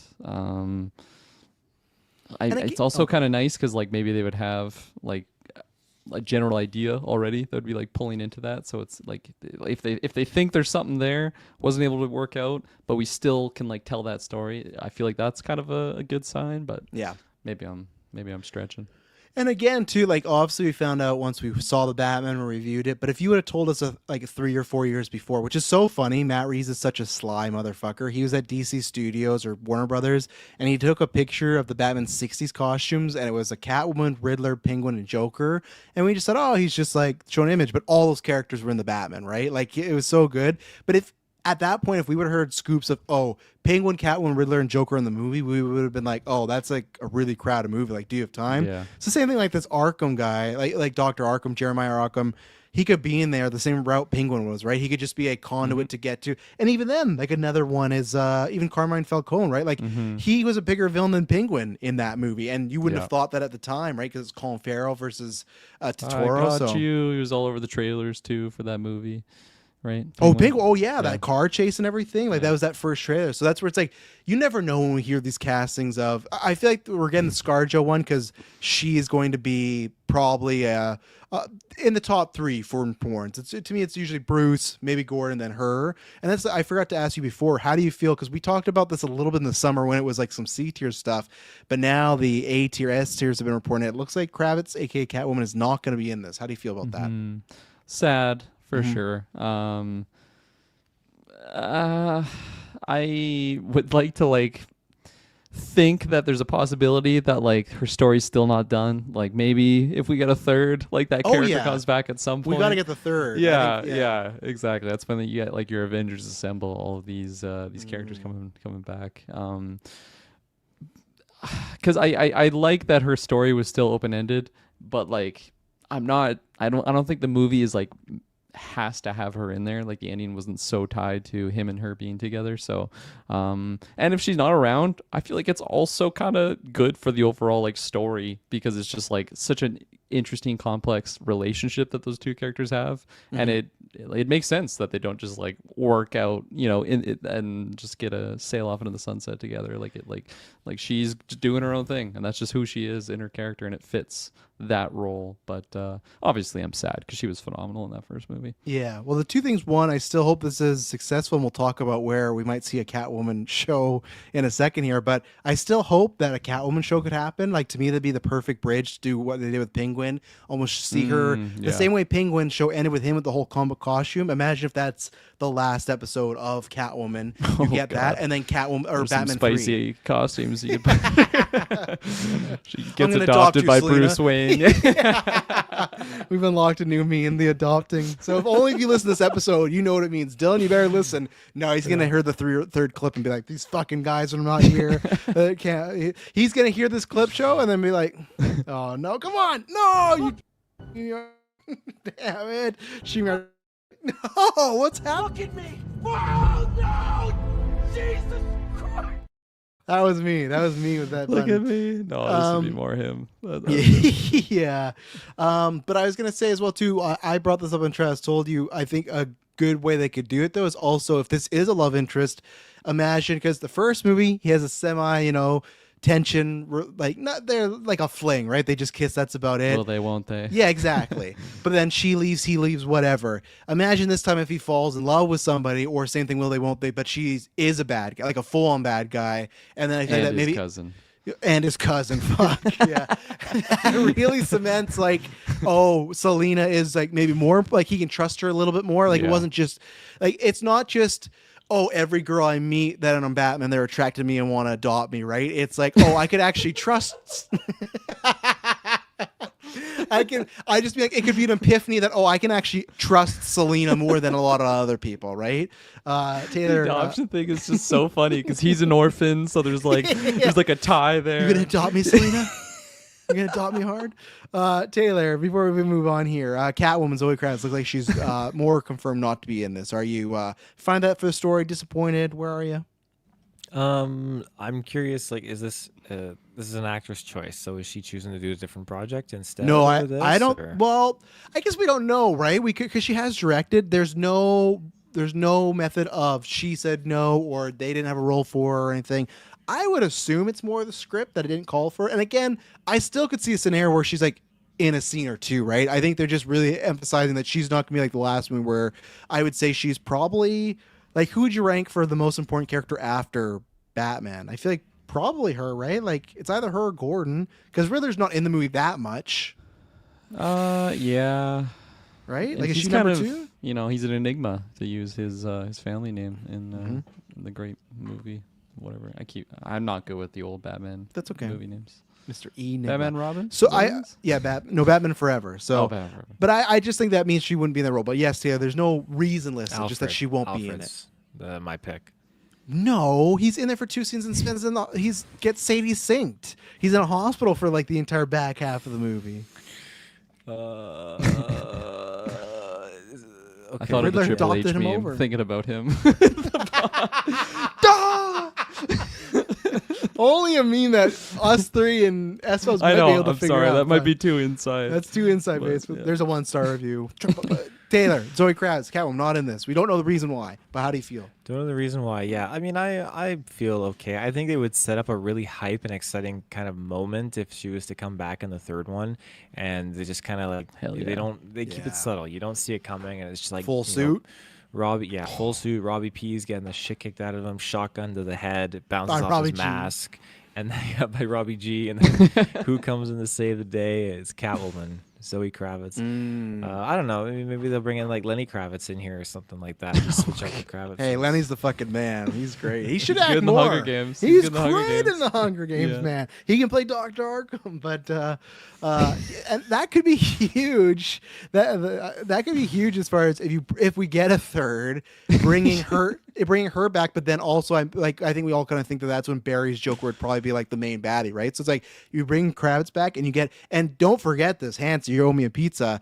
Fucking Barry is gonna be adopting Barry. He's gonna be coming off those Beatles movies, so he's gonna be like his stock will be. Kyogen? Even Oh, yeah, yeah. he's Fuck, playing I Ringo. forgot he's even in Yeah, there. he could be a fucking Oscar winner by the time we get to Batman 3. So Yeah. it's like He might Batman not 3 even could be be in there. huge. Yeah, he'll do the Like he Emma actually might Stone. not be. Like that could be a thing. No, right? I don't If think he's too so. expensive. No, I think as I cast him already, and I guess every actor can bullshit and whatnot, but I remember when they shared that deleted scene, he wasn't just like, here's my scene. He had like a fucking Bible, like, the Joker means a lot to me, and this is my Yeah, version. okay. So I just feel like, I feel like Reeves likes to go for people like a Pass and who was a fan of Batman. Like, I think for those bigger roles of kind of, you got to be locked in, because like, Yeah. even Barry, like, he had to put on all that makeup for 2 scenes. What if like, Gunn cast him as another role before Reeves can get to him for Batman 3? Well, if they already signed a contract that he's a part of that project. Yeah, Gunn but just rips remember the contract. in front of Matt. This is my show. Jennifer, rip up the contract. Jennifer, no, get John Cena to rip up the contract. yeah. Remember though when they were doing Sergeant Rock and it fell through? But remember, Colin Farrell was rumored to be in that, and that was a DC movie, right? So I think Barry would either pass or they would make it work. I think there's a lot of loyalty there, so I don't think. And I hope it just works out with the two of them, you know. So The two of who?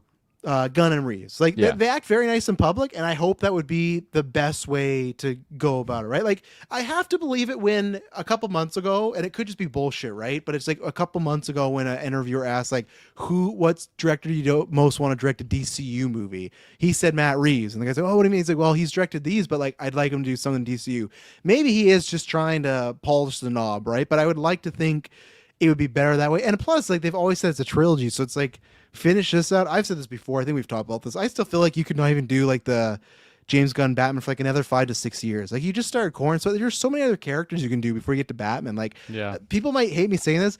I think you could do a Justice League without Batman, and then like bring him in for number 2 or something. Same thing as Absolutely. X-Men. I feel like you could do an X-Men without Wolverine. I feel like as long as that script and the casting's good enough, you can do that, right? And everyone seems to love Corn Sweat, so it's like hopefully if you cast Wonder Woman well and Flash well, then it's like it's an even bigger event. Then it's like, oh, you already love the Justice League, and here comes fucking Batman, you know, instead of like we got to get a Batman out because it doesn't fit in our plans or does fit in our plans, you know? Yeah, well, even in like the Justice League that we've seen already, they didn't have all the head honchos in that No. movie, right? Like, weren't they already missing key members that you could just replace with? Superman was dead even. Like I know he comes back at the end of that Yeah. movie, but like he wasn't on any of the posters or anything like that, right? So you were doing a Justice League movie without Superman. We all knew he was coming back, but you know, Mustache and all. fucking mustache and all. Okay. Have we said anything we need to say there? Anything else Batman 2 related or anything? It's fun getting news though, right? Like it's a good time. Oh, yeah. We've been talking about this since 2022. Weren't we and we're supposed to see that finally- movie already, like 8 This months year. ago or something? No, this year. It was October this Oh, year. October of this year. Yeah. And then October next year. But you know what? Okay, should Take have your been time. should have been playing GTA already. That's true. Should have been. I feel like Avatar got pushed back. We watched Yes. Dune way later than we had to, but that's COVID. okay in due time, people. As long as we live that long to see it. Let's see. Not Matt to C sound Matt C says Reese and Gunn are cool. I don't think there's anything too bad between them. I don't think so either. But like, They're just I don't Ben know. Stiller to each other and Happy Gilmore. Yeah. go to sleep, bro. Fucking Put you good. to sleep. You know, it's just like with Matt. I don't think you're wrong. Like I think you're right. But at the end of the day, it's like we know nothing because like, you know, we just don't know these lies. One day we get a report where it's like, yeah, they fucking hate each other, X, Y, and Z. But exciting times. I'm happy with Batman news. One day we'll get to watch this movie and play GTA. Oh, Hell there you yeah, go. that'll be great and everything. man. But let's take an ad break. And we'll talk about something that I don't know if it's great. I don't know if it is. We'll get into it. So we'll be right back. And we're back. Well, good thing, ladies and gentlemen, you know, me and Taylor been going to the gym, you know, getting the rounds, whatnot. So that's why, you know, next couple months, especially Taylor's about to have a baby, won't be going to the gym as much. So we thought, okay, get our time in. So that's why we started the cast a little earlier. Worked out for everybody because we knew this was going to be a long, juicy newscast. Well, Taylor, we're still going to the gym, but this newscast is getting juicier. It's getting longer. I have no good drop. That was awful. What the hell is this stuff? Gasoline. I just want to draw it. We haven't done it in a while. And I don't think we've talked about this much on Geekverse. I've talked about it a couple times, Straz told you, but so obviously a couple months ago it was rumored. And then like a month ago, Warner Brothers said, yeah, we are officially up for sale. Someone buy us, right? And we kind of thought Zazoff was going to do that, but we're up for sale. So here we go. In the manner of the podcast existing, Warner Brothers has been bought, and this will be the third time now in the 10, 11 years that we've been doing this.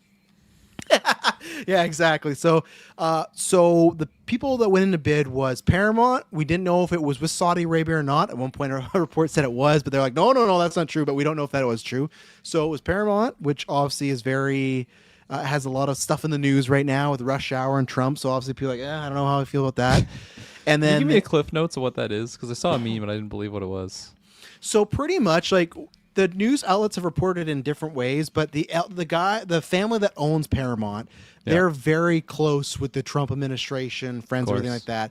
So, and I guess there's a guy named Brett Ratner who directed the original Rush Hour movies, other movies, and he's been canceled because he like did multiple sexual assaults, all this stuff. But he's trying. Yeah, of course. Yeah, of course. He's making the documentary of Trump's wife. Right. Yeah. That's what's happening. He's directed a movie called Milani, Christ. and this is what the scuttlebutt seems to be, that he directed that movie, and it might be a favor for him. So apparently a bunch of people are trying to get Rush Hour 4 going, and because the price tag and other things, multiple people are like, nah, we don't want that.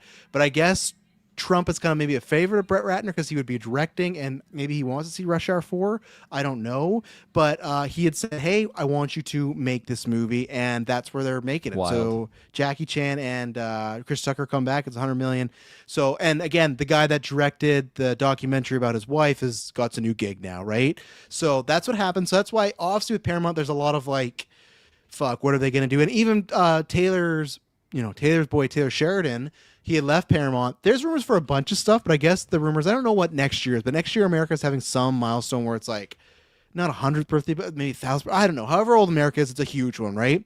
So I guess they were pitching him on the show, like, for the anniversary, we want you to make a show. We want you to make it, like, really right-wing. Like, we wanted to go really that side. And he was like, some of these shows might skew that way at times, but like I don't really want to do that. But like, no, we think it'd be fit perfectly for you. And then now he's leaving Universal. So there's just been a lot of like, that company clearly is on one side, which, you know, that's fine. If there's right views, you have right content, that's fine. But I think they're so that side, people are worried.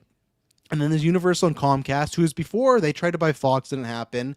And they've been in the running for this. That's not happening. And then the other option, which was I think everyone's worst option until this Rush Hour 4 stuff happened, was Netflix, because you don't know what's going to happen with Netflix and physical. And they've said before, they have no interest in physical media. They release movies in theaters, but it's like very small in between. Like when I got Frankenstein, they said it was doing a 3 weeks release, and we got it here in the second week, right? So it's like, I don't know, but apparently, so we have to wait. We'll probably have more details in the morning, but this is going around everywhere. They did one bidding session. That wasn't good enough to do another. Today was another bidding session, and apparently Netflix wins the Warner Brothers Discovery bidding war, enters exclusive deal talks. Now, obviously, this is something that wouldn't happen immediately. This is still something that has to be approved by government stuff. And there's been rumors, too, that because, not to get too political, but because Trump does a lot of government things and blocking things that some people think he might block a lot of deals that aren't Paramount because those are his boys, but we don't know if that's just like putting through the press. Even this morning, Paramount put out a letter and they said that they have felt this process has been unfair. They felt this process with bidding Warner Brothers as they have not been looked at kindly with their overtures and whatnot. And Warner Brothers said, "Oh, we're doing everything by the books." So, but it looks like that's what's happening right now. Just in the moment that Netflix wins the Warner Bros. Discovery bidding war, enters exclusive deal talks. It was from a few places, but now it's going everywhere with all the S tiers, everything like that. So, Kirk and Patzer, how do you feel about this? Because obviously Warner Brothers being sold for a third time. I would imagine when Netflix, this is probably the final time. I think Netflix has proven they're sticking around. But how do you feel about that? Because, like, I don't think it's going to happen, but what if there's that reality where the first time you see the Batman 2 is at home on your 50 to 65 inch, you know? Like, and I think that's what people are most worried about is losing all these huge Warner Brothers property. Come on. Netflix has they put movies in theaters? But they do it for like a week or two. Like it's a very, and even then, like there's It's stuff not the like Batman though, man. It's not. Come No, on. and that's where I agree with you. But even stuff like, oh, they put the Killers on theater, or not the Killers, the Killer Fassbender. But like, we didn't get that here. But there's some Yeah. movies like I got Dwayne Johnson's Red Notice, right? Like it's their theatrical stuff has been for you, very. man. I didn't see that. No, I didn't see that. I was like, I get this, but not the Killer. Yeah. I agree with you that I think a big franchise would be that, but obviously that's just a worry, right? Of like, what if they go, Yeah. no, we want you to subscribe instead. Because here's the thing, Kirk, before you go. Sorry, With the theaters, they still got to split money. You still got to split that 60-40, 50-50. If it's like, hey, come watch the Batman on Netflix, all that money goes to Netflix. There's no splitting. There's no nothing. So there could be a world where they say, fuck it. Yeah, let's put Mortal Kombat 2. Let's put the Batman just on Netflix, and here you go. Watch it there. Yeah, I think there'll be like a decent amount of films that just do that. They do just go straight to Netflix. But I still think for the big heavy hitters, they will do that. And for something like the Batman, it's gonna, like, if it's selling well, it's not gonna just be in theaters for a week, like you were saying. So I like if they're making a massive purchase like what they're doing, I feel like this is already kind of out of the realm of what they were already doing. So I feel like just their overall output of content is going to be different than what it has been, because this is like It's a lot super of big. content. It's a lot of content, a lot of money that they're Warner putting into Bros. Is that. decades years and if old, they have too. to split the cost with the theater, I mean, if the movie makes over $1 billion, like that's a pretty decent deal. I don't know. Yeah. I'm not a businessman, but it's definitely intriguing. Because what you said, Paramount was one of the bidders, But but if it it's was shit it like was this, that- Reeves, you can stay in theaters. Gun DCU is going to be on Netflix. Could you imagine? And I got another man. bone to throw, but sorry, Kurgan, what were you saying? You said Paramount was one of the Paramount possibles, and that was Buddy. Universal. That was Rush Hour 4 Buddy. Paramount is the else. Yeah, they're very. so Trump glad it's not that route. Yes, me too. Oh, But not like Netflix is like also Rosebud. I'm sure they're right? rubbing elbows too with the same Yeah. people, right? Yes. Lobbyists and all that such. Yeah, Um, I guess that's where, because I was talking about this with, because me and Clay were in the Netflix camp, and Bob, who's bringing us some good points of like even like when all that Chappelle stuff went down, right? When he made all those jokes about the trans community, Netflix was kind of like, well, watch it if you want, watch it if you don't, and that's like we're not getting in that debate. That's that'd be like a longer one, but I think we'll circle back to this. In an yeah, hour. we'll circle back in hour 4 to extend this. We're not going to the gym. But no, we're going. But like, I think my worry is that people are definitely shitty. I think you're just seeing with Paramount now, it's starting to maybe infect to the actual content, right? There's tons of people that we watch shows of movies with that we don't agree with at all, right? But it's still like, hopefully it's not on the content, or if it's designated to be the content, right? But it's like, I don't need Paramount being like, yeah, and this time Batman's fucking helping ICE this go around, you know? Like, that's the type of shit where it's just like, when they're telling Taylor Sheridan to be like, you should make a really, for America's birthday, you should make a really right-wing show. And he's like, what? Like, yeah, like really right-wing. And like, okay, I'm going to bounce now. There's other reasons, but that's why I think it's just, I think Netflix is rubbing hands with all those same people, but the content might not be as affected as what we're just hearing. Like the fact that President Trump is like, yeah, make Rush Hour 4 and it's happening. It's like, that's scary shit. Like, and I'm not watching Rush Hour 4 because of that. I have no, and even more than that, Brett I didn't Ratner. even watch 3, man.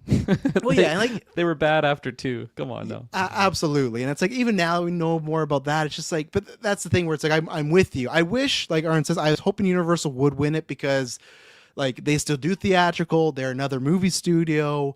But I think they kind of, More stuff at unfortunately, Universal Studios. That's all crazy. the DC World.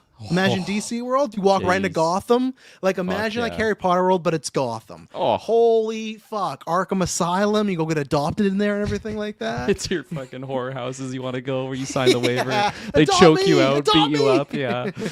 And it's just people dressed as Joker goons and stuff. But yeah, I was hoping that too, because again, I'm sure they're not perfect, but I was hoping that. But I think they just didn't have, unfortunately, like David Ellison at times has like beat Elon Musk for the most richest man in the world. And Netflix, to me, and I was somebody you can go back to Geek for Sorry, History. who is that? Is that the Rush Hour 4 guy? That's the Paramount people. And Netflix, you can go back in history. I, for a while, thought Netflix was going to go away. I thought, oh man, when everyone starts their own streaming services and pull their movies away, it's over for Netflix. And it didn't. And I also think COVID helped Netflix hugely because they were they already had content to go. Government psyop, man. Well, yeah, they didn't need to worry about Circle the back to theaters. that, too.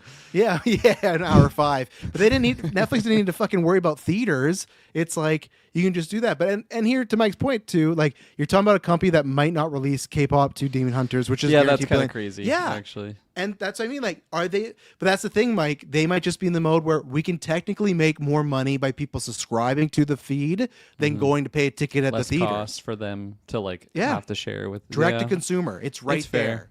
You know, and that's where it's just You're just missing out on the cinema experience. You They know, don't- oh, they which is don't fucking unfortunate. care. Yeah, They you're don't right. care. You're Like, totally right. It just sucks. the only reason Frankenstein won the theater so they can get some Oscar buzz. But Maybe you just see it going the route where it's like they make a deal where it's not 50-50. Like Netflix actually gets a bigger Yeah. portion, and then the theaters would be willing to make that deal because like it is going to be $1 billion movie. or I think at one point it was like this, but I think because the world the way it is now, at one point a studio could not own a movie theater, but I think now you're allowed to. And I wonder if they start doing that shit where it's like, yeah, we'll put it in theaters, You just but see you got to the go to the big Netflix theater. sign Yeah, right. Driving down the highway. That's kind of Like, crazy. Like, true, that sounds like such a monopoly, and I hate that. But at the same time, if that means I can see these movies in theaters, then sure, Kelowna, open up the fucking Netflix theater, and We don't you even know, have IMAX. You think we're getting Oh, a I know. Netflix theater? we'd get that before. We got fucking another McDonald's downtown. It's a big. We love Netflix. We'll put in there. Would you have another McDonald's downtown? Yeah, Yeah, they just opened added up. it. Yeah, fuck. and it's like Let's go. another McDonald's. Like, what? And sorry for those people working there downtown late Oh, night. they're fucked. They're fucked. Downtown people. sucks. But yeah, imagine downtown 10 p.m. McDonald's. The people coming in there. Oh, not yeah. not That's your no finest Japan. people. No Japan. I'm not adopting any of those Pedestrians going people. into You know. Taylor, you've been quiet. Other than on Madison's phone, you've been quiet. What are you thinking about all this now? That obviously, again, a lot still has to happen. But lots of these, we've done this rigmarole before with Activision, with Fox, where it's like, well, let's wait and see. Things could not happen, but at the same time, as of right now, it's looked like if things go through, Netflix will own Warner Brothers and all this IP. So Harry Potter is going to be on Netflix now, which is kind of crazy, right? If this happens. Ooh. Yeah, Euphoria that's would true. be there, I like mean, all these shows, like that's crazy. Like I said, the Catwoman show we talked about would be on Netflix now. You know, So does that mean like everything on Crave is just gonna get like Crave is gonna close down and? I think what would happen is the contract they signed with Crave. So let's say it was, let's say Harry Potter, right?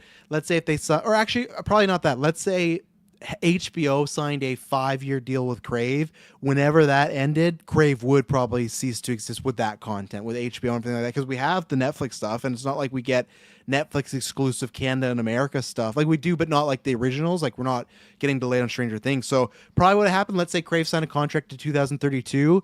When that's done, Crave would not have any of that Warner Brothers stuff anymore.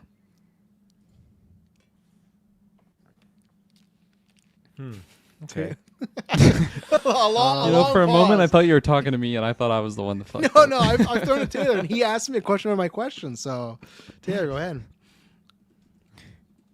Are you on delay, Taylor? Are you watching some porn over there? think- What's going on? What the fuck? No, What's happening? I can see. I've been sitting here for like 20 minutes and just like listening to you guys with a perfect connection, And then now it's like been cycling. Like, of course, now when I have to fucking talk more, it's being weird. So. Oh no! I'm getting some audio through your mic there. Someone's being adopted right now. Hard. All right, Taylor, go. Netflix, Warner Brothers, go. Yeah, Netflix getting it, I think is great because I feel like we're gonna be. Well, okay, what's wrong? Am I delayed? You're a little delayed. Just go. Just go. Yeah, Go. just keep going. Sorry. Yeah. Okay, let me leave the room and come back. Talk, fill the room. Imagine if he just got up, walked, and then left the room. So. He doesn't leave the room. He doesn't leave the room. Leaves his there. physical space. But no, that is an interesting point that they brought up as far as Crave because Yeah. that it'll change and that's the thing. This Like deal Max does change, 2, right? That would be the same thing. I think they'd shutter all that stuff. Even HBO, does HBO stay in that? That's what's interesting too, because you look at Disney when they bought Fox, obviously a lot of stuff went over, but they still have like 20th Century, right? Like they kept that studio open to do like more Oscar adult movies. So it's still a studio. It's not the same, but it's kind of like adjacent. So I wonder if they do that too, if like, let's keep HBO, but not HBO Max, because Max is like, let's do that on Netflix. It's like such a big scale of money that it's Oh, like, yeah. like it's not just easy to just take all of that and throw it under the Netflix. Like this is how we're gonna do it now. That's why like I just feel like they have to kind of shift how they have been doing things, whether it's buying a fucking theater or just putting more things into the theaters. I don't know. I feel like it's just. I mean, I guess in the sense of Crave and HBO Max, we're talking streaming services. So it could just get incorporated in Netflix. Absolutely. Netflix is now $60 Netflix a is month. fucking oh yeah. When everyone's that now we know why. When everyone's complaining about those prices going up, we know why. They're I fucking wouldn't trying even to buy care Batman because it's like, you well, know? now I'm not paying for Crave and like all these Yeah. other things, right? Like it's just I'm already paying those amounts just in all these different areas. And like was created? I want to see how old technically.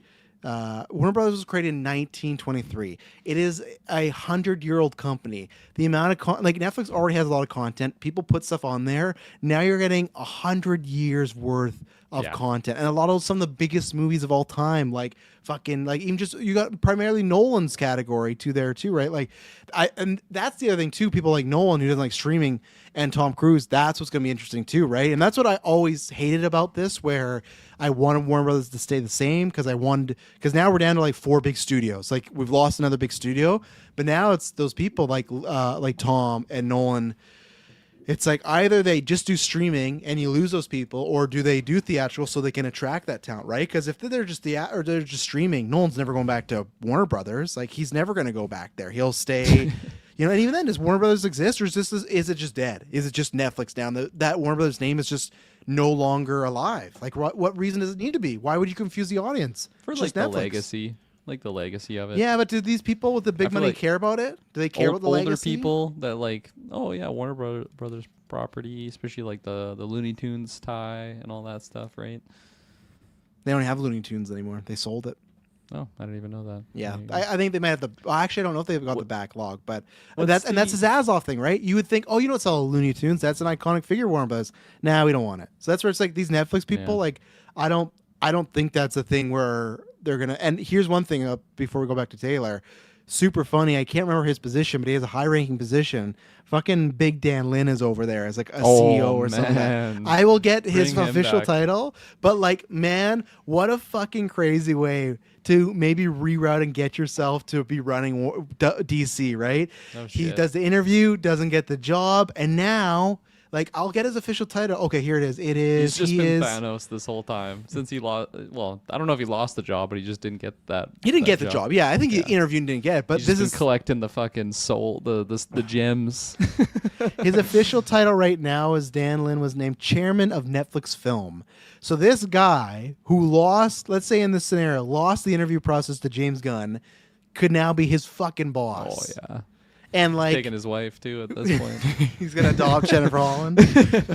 Like at this point, maybe he's just like, oh, cool, I like what you're doing in the DCU, James. What if this is his chance to do whatever he wants to? Like, there's so like, if this goes down, there's so many dominoes that are going down, and man, we can bring back the Big Dan Lin. Big yeah. Dan Lin. He's Big Dan Lin for sure. He just Get him loaded helped up by in the Warner files. Brothers. Go He's back. on my WW 2K roster. We next will. Extra Life. S Bobs, if you Big still, Dan Lin. if you have Yeah. direct link to the video you made, can you drop in the Discord? Because I want to use that to promote this episode. But Taylor, He hope made you're. Big Dan Lin. Is that what you're telling me right now? Have you ever? SBub's drop in the Discord, and I'll bring it up for this episode. We'll watch yeah. a little bit. Yeah. Absolutely. Taylor Field, Netflix buying Warner Brothers. We laid out a bunch of scenarios, hoping your Wi-Fi is good. What do you think? Yeah, so my biggest beef with Netflix is them cracking down on the account sharing. I fucking hate that. You know, you pay money more for of the it. service and you share that with the family. You should illegally share it with people. Yeah. Taylor's a pirate, man. He's got the Yeah. fucking No, I can't East Indian sh- trading company tattoo on his arm. That's right. Yeah, you can't share it anymore because they fucking lock you out of the account unless you sign back into your home Wi-Fi, right? So that's how they get you. I think I just pay for the ad version now because originally I was paying like it was like $20-$30 a month or whatever, and I thought, you know what, I don't need this, and I canceled it for a little bit because it was just bothering me. A lot of Netflix stuff, I felt like it was just trash TV, all these different Too woke, programs. too woke. Yeah, it was. You pick Where's what you Batman watch, with Taylor. ice? You pick what you watch. That's all I'm saying. But it bothers me because It's like forcing you to watch Madison will watch some of these shows and I'll walk by and I just stand there and I just like you know The Shining. He's just like You're just Jack Torrance watching Jack your Torrance wife watch watching her it. shows. Poor Madison just right. sitting there enjoying her shows, and Taylor's thinking about doing the. I won't forget you, buddy. See, I picture it more like this.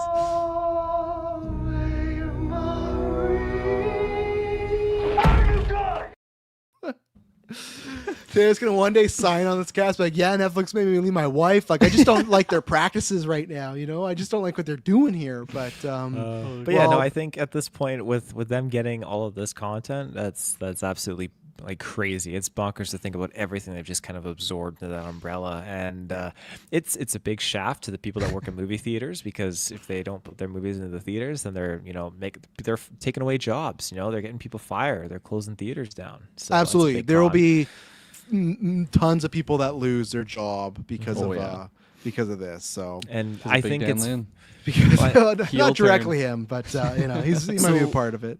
No, like, correct me if I'm wrong. So they could just right now they could squash Batman Part 2. They could squash James Not right Gunn's now. universe. Like this purchase. So This might not even go through. Right? Yeah, so technically they it's have going to through. like. I agree with you, Taylor. It's going through unless the scenario people paint out that Trump does block it because he is like the He just people. wants his buddy to buy it. yes. and he He literally would- he just would stops block the it. deal. He Isn't would. that 'Cause crazy that's he- possible? Yes, and that's why people think things are really fucked up right now. Everybody just calm down. Everybody just If you see what's going on, you know, instead of just watching Netflix, you know, like They are going out of their way to fuck me. We're but matching yeah. that energy right now. Literally, yeah. QT. The quote for this, another quote is they're entering an exclusive. I don't know what this means. Netflix is offering a $30 per share, which I know, and then $1 billion break-up fee. Sure, but the sale's not yet finalized, as the U.S. Department of Justice could also interfere due to antitrust concerns, and a lot of those people are very closely associated with Trump. Now, tons of people have thought, okay, this rumor of they're going to block it and they're just going to let Paramount, like there was a rumor like no matter who gets this, they're going to block it until Paramount gets that. People don't know, is that a truth that Trump and would do that, or is that just people in Paramount putting that out like, hey, I don't even think you should bid on it because I don't think you'd even get it. They even kind of said that today where it's like, well, all the red tape you'd have to go through this stuff, like I don't think it's worth it. So we are going to find out now and that's what's going to happen is literally we could see a situation where Trump and his buddies block this and then his fucking friends just end up with it, or maybe Warner Brothers will be like, fuck you, we're not doing that. I don't know because they still have to agree to a sale, but that has been something floated out because they do technically have the power to do. He has the power to do said thing. You know, Rush Hour 4. So breakup fee, also referred to as a termination fee, is a penalty that is typically paid out in mergers and acquisitions if the seller backs out of the deal. Oh, okay. It's nice they put that in there, but Netflix isn't backing out. I don't think they're so- going to go through this. You know, Seems like Paramount reportedly offered $5 billion breakup fee if Warner Brothers acquisition deal fails to close with them, I think is what it okay. means So they here. just counter offer, but I would say Taylor, it would probably the Batman's going to film, right? But to your point, and I don't think they would do this, but fucking Batgirl, right? Batgirl's being made by Oh, the yeah. old owners, and Rest then in peace. yeah, and then Zaslav like, oh, we're gonna get rid of that. Those so tapes it's like, are out there, right? Like there is a On a shelf. situation that we might be able to see that content and well- like get leaked some way, shape, or form. When It's Trump wants possible. to see it, he'll. It's gonna be like a national treasure situation. If Benjamin Paramount Gates buys gets it. his hands on that film. And Well, that's and it. releases Paramount it. buys it, then Trump will be like, "Hey, can you? I want Rush Hour 4 and I want Batgirl." I've watched a lot of Batgirl. I got the original copy of Batgirl. It's so good. I've been wanting to adopt Batgirl my whole life, So what they would have to do is, because the directors said, because they got asked if like could they pull off like a Snyder Cut situation. They woke up or were told the news that the Batgirl thing was happening, and then they went to their lot to get the footage. And Warner Brothers already removed the footage digitally from their access. They couldn't even access their own footage thing. So because But they now wrote Warner off, Brothers is owned by Netflix, so Netflix has their mitts on that. But what they have to do though, because they wrote it off, you would have to buy back the footage from the write-off. And I don't know how much that is, but that's how you would have to so do it. where You does would have that to money pay a go fee. though? To like the fucking Treasury of It would- America? yeah, the or government. whatever? Yeah, because technically it was like a business thing, right? Like, okay, we'll give Right. you, let's just say it's $1 million. We'll give you $1 million because you didn't actually put up Batgirl and it was whatever X, Y, and Z. You'd have to pay whatever that amount is back to get Batgirl back. So you'd have to pay it. And I don't think that's ever going to happen. So technically, Trump's yes. gonna pay it out of pocket for the Well, DC yeah, fans. that's parent. Yeah, that's he's like, you have to. That's he sat the Elson guys. The only way I'll back you is if you give me that Batgirl movie. You know, He was in tears when he watched it. It was just the perfect movie. yeah. So, and Taylor, when you asked like how long this could go through, we don't know, because like I remember, I'm trying to think, when did Fox get bought by Disney? Fox bought by God. Disney. That was like 2018 because we did that cast before. So 2019. Okay, hang on. No, I'm trying to see when the bid. It got finalized March 2000 or 2019-20. Okay, here you go. Listen to this. 1920, like COVID year, is when that happened. So sorry, just 19. Here it is.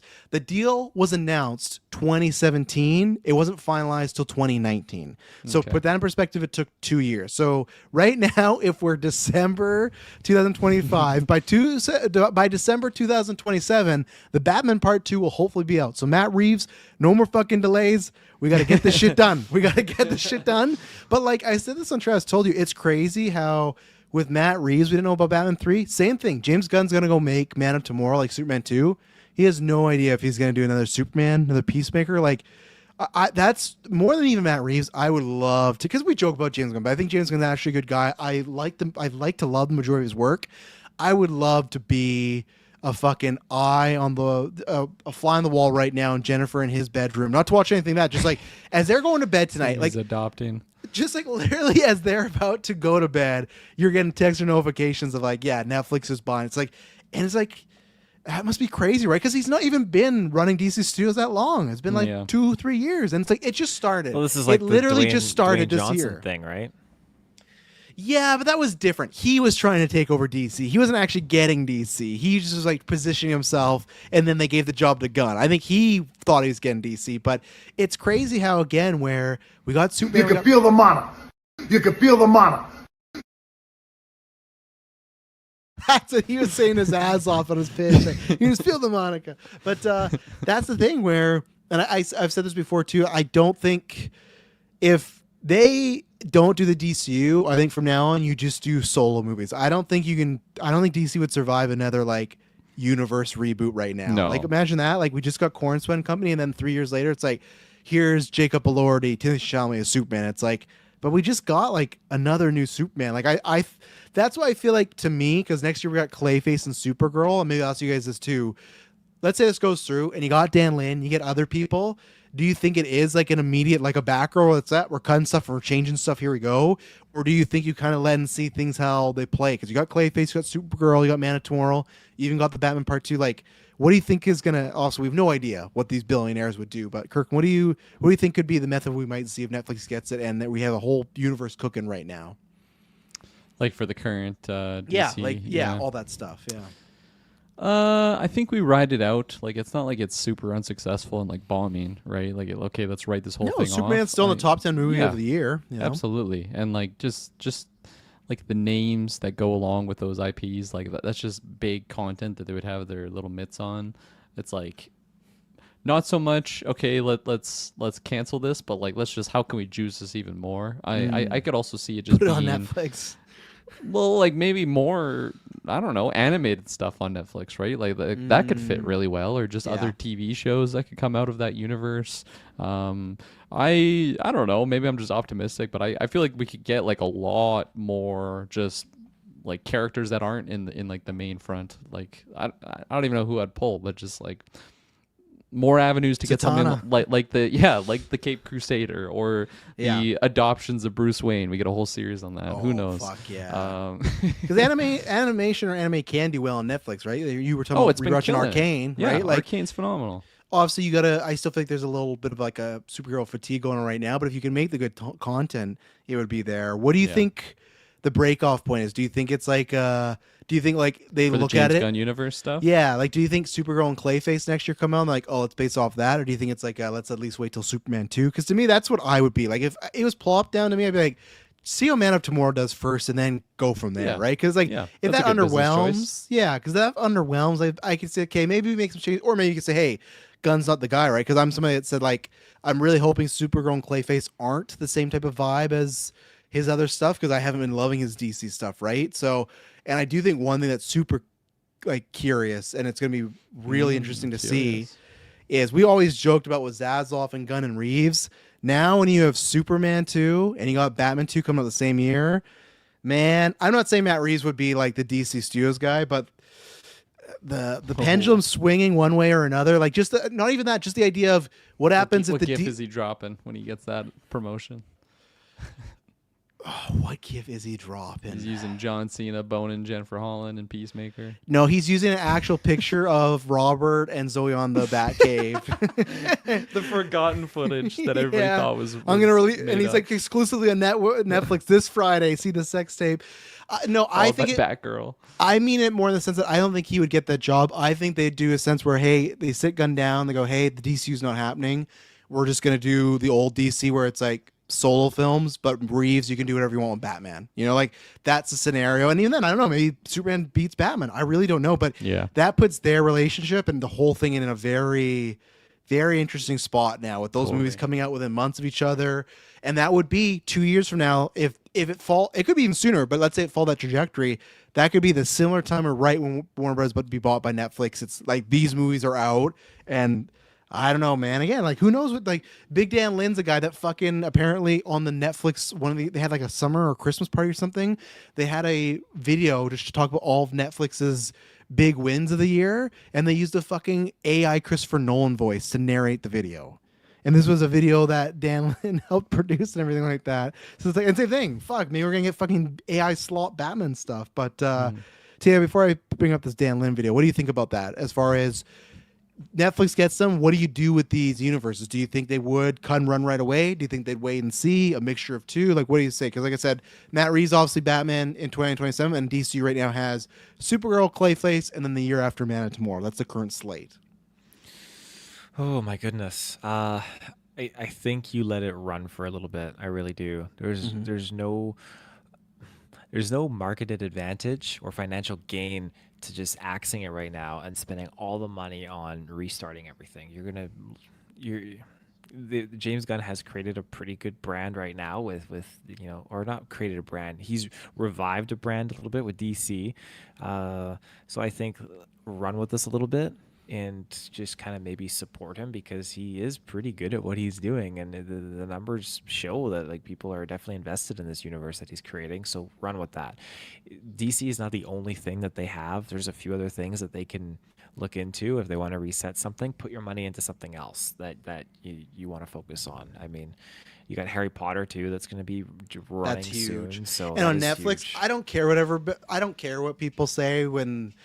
Don't get me wrong. Fuck J.K. Rowling. Fuck all that stuff. I've said this before. I know some people won't watch. When people say it's not going to be a hit, there's no fucking way. Especially now, Harry Potter's on fucking Netflix. If that were to happen, front page, that thing's watched just like that. Too. Done. Like, Timmy's if gonna be they're watching putting- Madison watch it and just pissed off. Yeah. If you're putting the Stranger Things finale like in theaters, and there's like, oh, Harry Potter finale in theaters, like fuck, that'd be really cool. You know, like who knows? I don't what need they'll be up that. to. I've been there. We were there before already. You know, that's the same thing. You know, so But yeah, there's a lot of different advantages here, and just certain things that they don't need to necessarily touch right away. Let it be. Let them do its thing. There's another point I was going to make too. So let me just quickly look up while you're thinking Warner Brothers IP, and also because S-Bub's here in the chat, we'll have to think about this, but it's super crazy. We'll talk about this on the gimmick in a couple weeks, that WWE is currently on Netflix, and AEW's partner is Warner Brothers. So that makes things, even for the gimmick-wise, the two competing companies are now owned by, like, two of their shows are owned by the same company. So it's like, who knows, like, what the fuck happens there? Like, this is like a huge, like, ripple through just many things, not even just like the companies we talk about on here. It's like other stuff. But go ahead. Well, Taylor. it's amazing because you think about all the Game of Thrones stuff too, right? Like that's right. That would be on Netflix now. Be on Netflix, and that's yeah. a big one. So I mean, who knows? Maybe hey, we're gonna give you a real season 8. You know, fuck, who knows? Yeah, there you go. That's what I think about that one. There's a whole plethora of possibility. I mean, yeah. Pennywise, Welcome to the Dairy, seasons 5, 6, 7. Who knows? They want to do more. Yeah, Last of Us. They keep it going. I mean, holy shit! Like, I'll finally get that scene. The adoption of Ellie. Yeah. we heard Geek Versus once and whatnot. I'm trying to find, like, is this just comic books or is this? There's so many more projects that I feel like I'm forgetting about that are actually in that Dune, umbrella. right? Well, Dune, we didn't even think about this. Fucking Lord of the Rings, and they're making more Lord of the Rings movies. Oh my god, yeah. They're making Especially more with Lord what of the they Rings did with movies. War of the Rohirrim, like just more projects like that. That just feels like a Netflix type show, whether it's like Castlevania.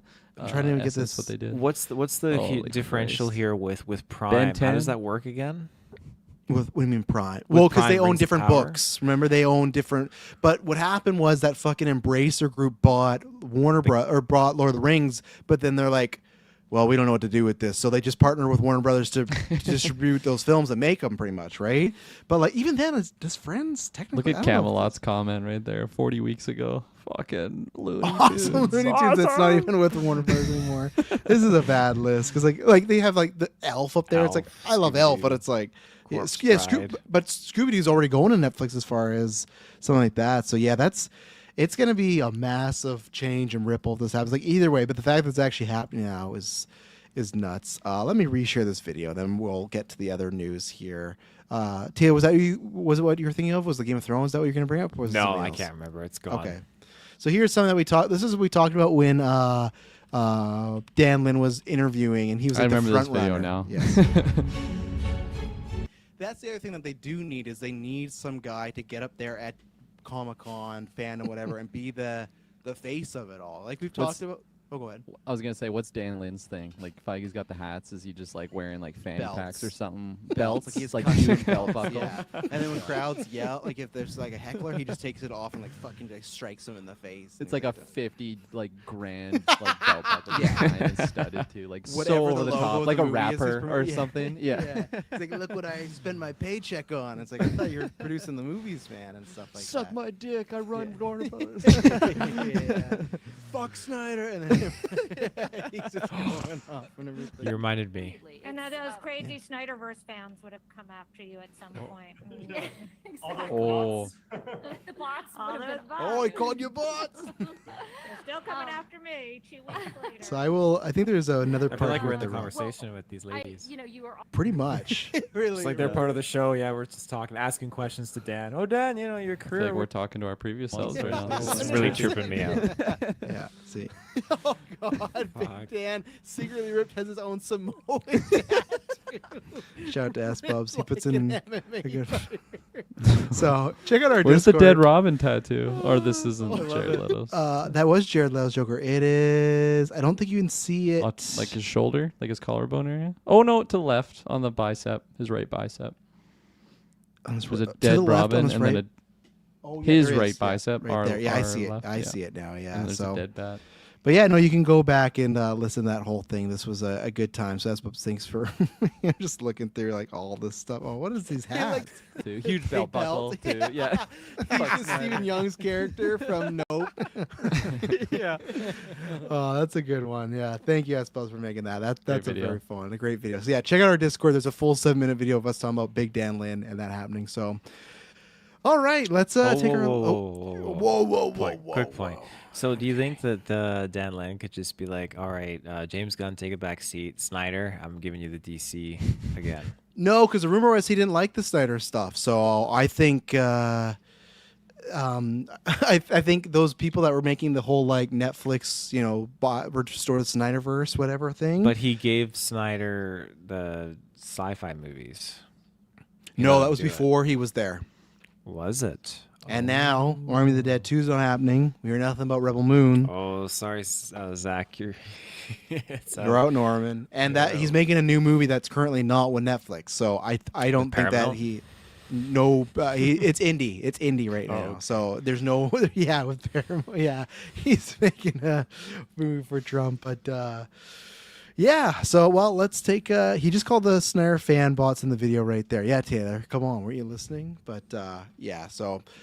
Well, we'll see. We'll talk about that the coming weeks. We'll see what happens. But yeah, crazy times that we're going to be Netflix Warner Bros. Is going to be a whole thing. And yeah, I really hope that we still get the theatrical stuff. I do not want to be seeing the Batman day one on my TV. As much as I love my soundbar on my TV, I'm a theatrical guy.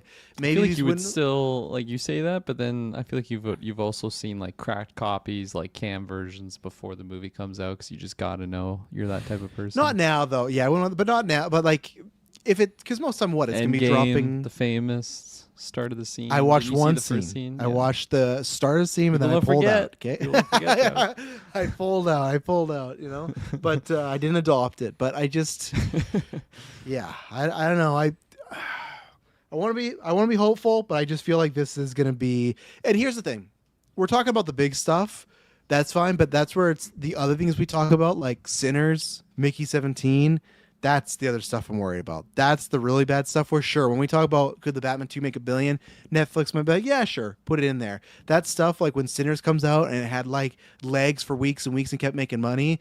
That's the type of stuff where Netflix go, oh, that'd be a great Halloween movie on our streams. Like that's what I think. Those original creators and people like that. That's where I think the IP stuff, Lord of the Rings. Yeah, sure, they'll put in theaters. Somebody taking a chance on a vampire movie or even like Weapons, right?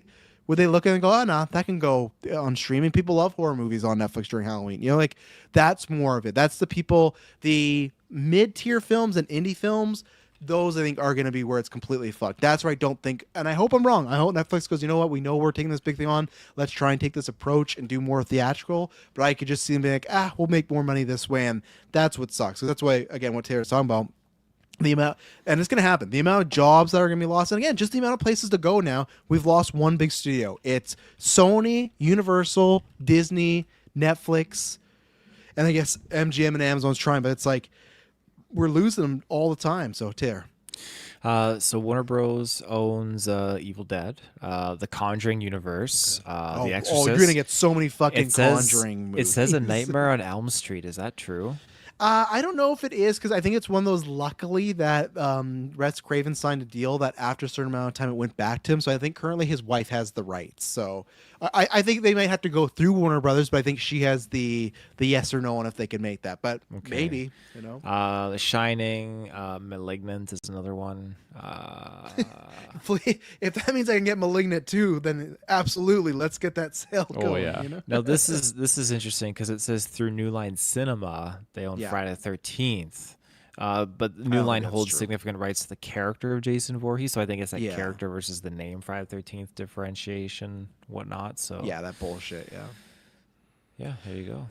Yeah, so we'll see. We'll have to see. Is it somewhere in the middle? Is it a fucking Christmas Carol Scrooge situation? Kirkland should watch that, where Scrooge wakes up a changed man. They have all this stuff, and they go, "Oh, we're gonna do these changes." Or this literally could be super catastrophic, and like in 5 years now, we'd be like, "Man, this fucking like all this stuff sucks." Like that's the thing where we don't know, but it's massive news, and it's we're lucky. I guess we were alive, so that's what's thanks for sharing that. And yeah, we'll have to see. But let's take our last ad break, and then we're gonna shoot fire through these last stories because obviously we took longer on breaking news and other stuff. So we'll be right back. All right, we are back. On standing. Yeah, I told you. You jinxed it. I've doubled what I did, though. I feel like I was feeling this way, like at the hour mark with Dylan, just because I didn't have the fatigue mat. So there you go. The fatigue mat definitely has doubled my stamina, but I'm getting Netflix just had to buy Warner Brothers to make Yeah, this those cast go a cocksuckers. little Fucking longer. Dan Lin, man, he's still haunting my dreams.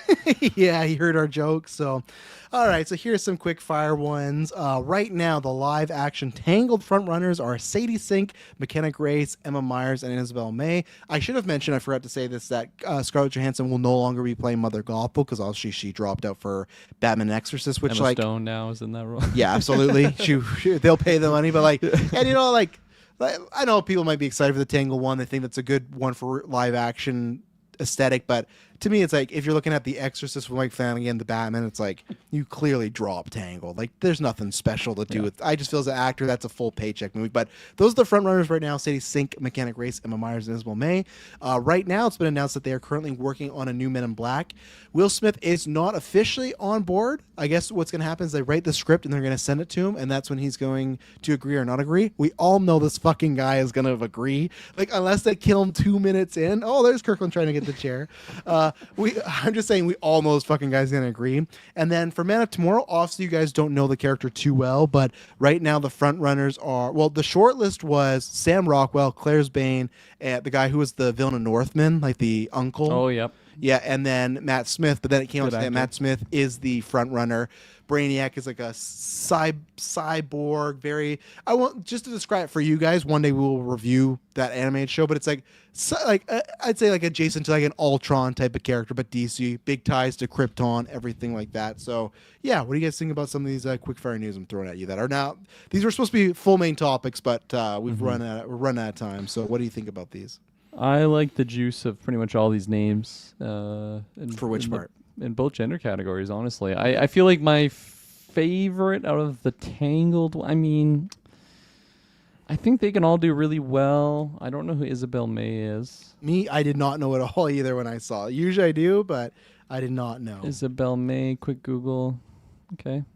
I haven't seen any of these projects that she's been in. I'm going to go...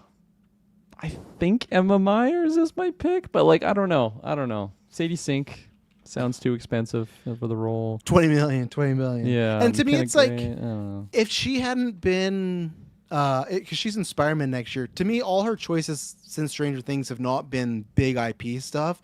If she was in Going Spider-Man, for the Oscar say, projects, right? Wasn't she in The Whale? Yeah, she was in The Whale. Great nominee. Best actress in the Stranger Things cast, Kirkland. You know, Interesting, some would say. some would say right. The thing is, though, I feel like Spider-Man is kind of acting as like, oh, this is my big like IP movie, right? Yeah. If she wasn't in that, I'd feel like, oh, Tangled Stranger could make Things is pretty sense. big IP also, but But whatever. but you know what I mean, right? She's now a name going into an IP, being a character where I just don't know if she can do Spider-Man and then do Tangled back to back. I don't Yeah. see it. You know, Seems unlikely. I agree. Emma Myers fits more. well, same with more than McKenna Sadie Sink or Grace. all of them. I was gonna say McKenna Grace. If you look at her, she's just like, I don't know, ripped from the animation. Put that like she looks like, other than fucking Florence Pugh, she looks like she could be Rapunzel, right? Florence Pugh, yeah. I remember seeing those fan castings. Even like I think Sabrina Carpenter was one in there. Just She whatever, like passed. blonde. She No, that passed? was no. They offered it to her first. She passed. Yeah. When you said that, for literally a moment in my life, I thought that you meant like she died or something. Like, oh no, you didn't hear Sabrina Carpenter terrible accident. You're not gonna like what the fifth topic is. All right, to round out the show, we're gonna bring up this fact that Sabrina Carpenter just tried another. This just in breaking news from S Bubs. Oh shit, Sabrina Carpenter's dead. No, please not. Keep doing your gimmick. No. I don't like your music, but I love your gimmick. It's great Yeah, stuff. she's so. phenomenal. Yeah, I don't know. All these are great. And then in terms of the male actors here, I like all of them. I feel like I'm more of a Sam Rockwell fan for this, just because I'm in I got some thirst for Sam Rockwell. What's Really? that? Do you think what's he that can- project that's coming out with him in it? It's oh my gosh. Let me pull it up. Oh, This that is one gonna you just find watched a trailer for or something, right? Yeah. Yeah. It's My like a only thing new is, one coming out. Can he play, in your opinion, like a cyborgy type of very monotone villainous thing? Like, I feel like Sam Rockwell's energy and enigma. Good luck, right? have fun, don't die. That's the movie. Yeah. 2026 February, I think, is when it drops. We're like Claire Baines, Northman guy, and Matt Smith. You can clearly It see fits the like. more, I guess. I see where you're coming from. Especially too, because like the audition tapes have come out. Have you seen those? Like, they leaked. Have you seen those? Any of the tapes of those three? Negative. Okay, well, I'll bring it up right now. I'm going to start with Matt Smith's tape. This is what that was got sent in there. So Let it go.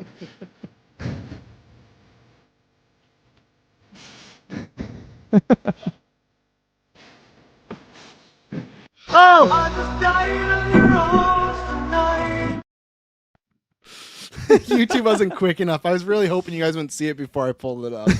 God damn it. I didn't see it until it came good. up, so- Perfect. But okay, so you're feeling Sam Rockwell, eh? I think so. For the heart pick, you make great points, so I can't really say you're wrong, but I'm still sticking with my boy. Okay. And then what was the other piece of news? Oh, Men in Black. You have any interest in Men in Black with Will Smith? I didn't even watch the new Bad Boys movies. I feel like there's been 2 that's come out. There has been 2. My Will Smith stock has gone way down on interest for him as of late. I won't say why, but Why? Yeah. Did something happen? Did he I pass? don't think so. Yeah, he passed. Very tragic. I'm passing on him and this movie. I don't know. It's just too far away from the originals, and yeah, I don't know. What if it's like I guess not really, Top Gun because though? we What if it's have like a the, handoff to him Well, we to some had new that, people? wouldn't we? No, With we didn't. Fucking, what's Will her Smith faces? hand off to Chris Hemsworth and Tessa Thompson? He did was by there? not being in it. He was in the third, right? There's 3 He was and in then the 4. yeah, he was in the third. The fourth one he wasn't in though. Yeah, that's okay though. So We had there's that Rebecca story Ferguson. there. Okay. Just saying, Not they didn't do interested. that. Not They didn't do interested. that. Okay. You're right. You're right. Taylor, how you feeling all these stories? I'm worried about my Wi-Fi right now. Is it choppy? Am I here? No, you sound great. Okay. You good? McKenna Grace. I'm gonna pick her. This is Just having fun, man. Making movies, big adventure, having a great time.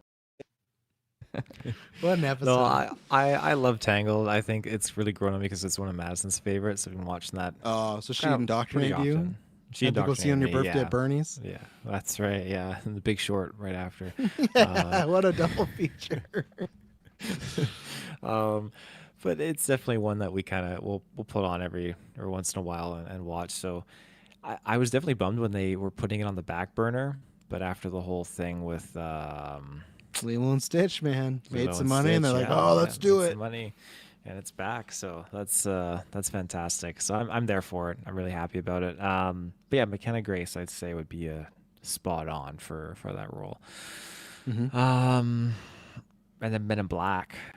Ooh. You're I'm down juicing for a new Men in Black. I knew I'm Taylor was juicing juicing. for that. Yeah. I didn't really get off very on like a high note. That's a bad word.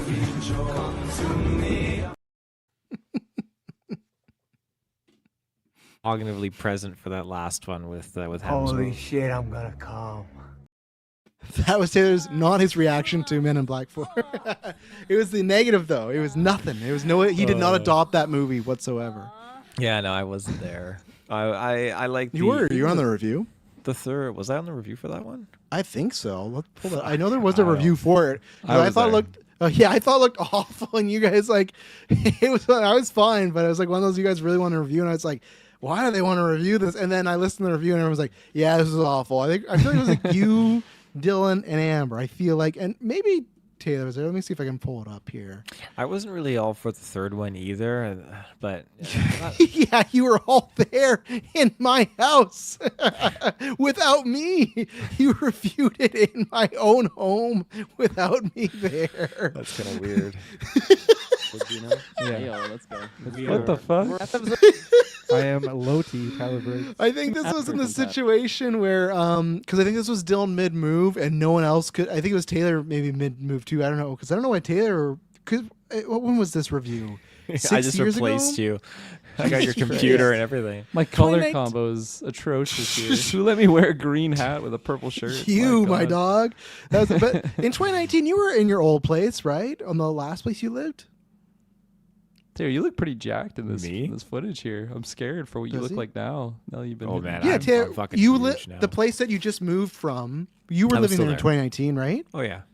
Yes, I don't know why you didn't host it because Kirkland's West Side again, and I think Dylan was mid-move, so I guess What are we doing all the glasses on? That was your guys' gimmick. You guys all go back to that era, and Kirkland's like, "Oh, my hat choice, these glass choices." They were making Men in Black. They were making a lot of choices. Like, you know what? Okay, you guys do whatever you want. You guys do these glasses choice, but yeah. So there is a Travis review. and Emily are just fucking come to be more in the next bedroom as we're all reviewing Men in Black with our glasses on.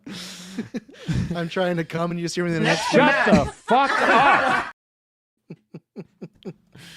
That's what we were saying when we were hearing you.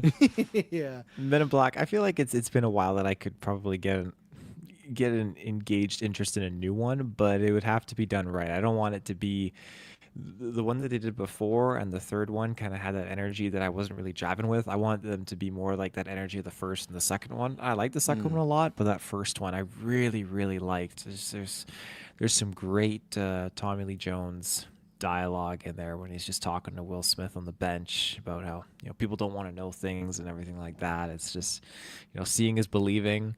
Do you believe in ghosts? God damn it. So yeah, I could be persuaded. What was the other thing? And then the big bad for Brainiac, Superman. Who we like? Your big what's his name in fucking Iron Man? God, that I want them to bring back. Sam Rockwell. No, I know that. I'm the Justin character's Hammer? name. Justin Hammer. Thank you. He's grown on me a little bit. Oh, I know. He's just rewatched that's that you. man too. That's you, man. That's me. Yeah. His little dance out on the stage. He's got moves, man. Let's stay at the Little dance gym on the stage. Oh yeah. Got hair in my and there's just some guy in the gym ready to adopt him. Usually it's just a lot of this when we're at the gym. Huh? Isn't that right? Huh, brother? That's how I train him. Brainiac. Oh, What a Brainiac. chaotic show. What a chaotic show. I was gonna bring up one more video, but I stopped myself. Do it. Which one are you gonna bring up? You have to now.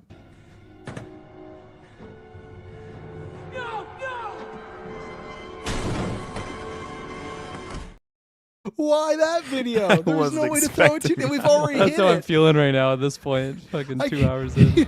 Are you fucking kidding me? Like if you had a throw it to great, or we hadn't played it great, but we played that.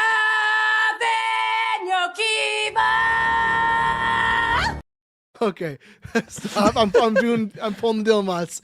2:14. Stop. We're in the last topic. Let's get through it. Oh, okay. Okay. Where was I? There's Who would I 70 pick people for- watching right now. 70 people. 70 people. Oh my goodness. Yeah, Brainiac. We got a boost when Who- Netflix came in. Yeah. Who would I pick? I don't know if I could go Sam Rockwell. Klaus Bang.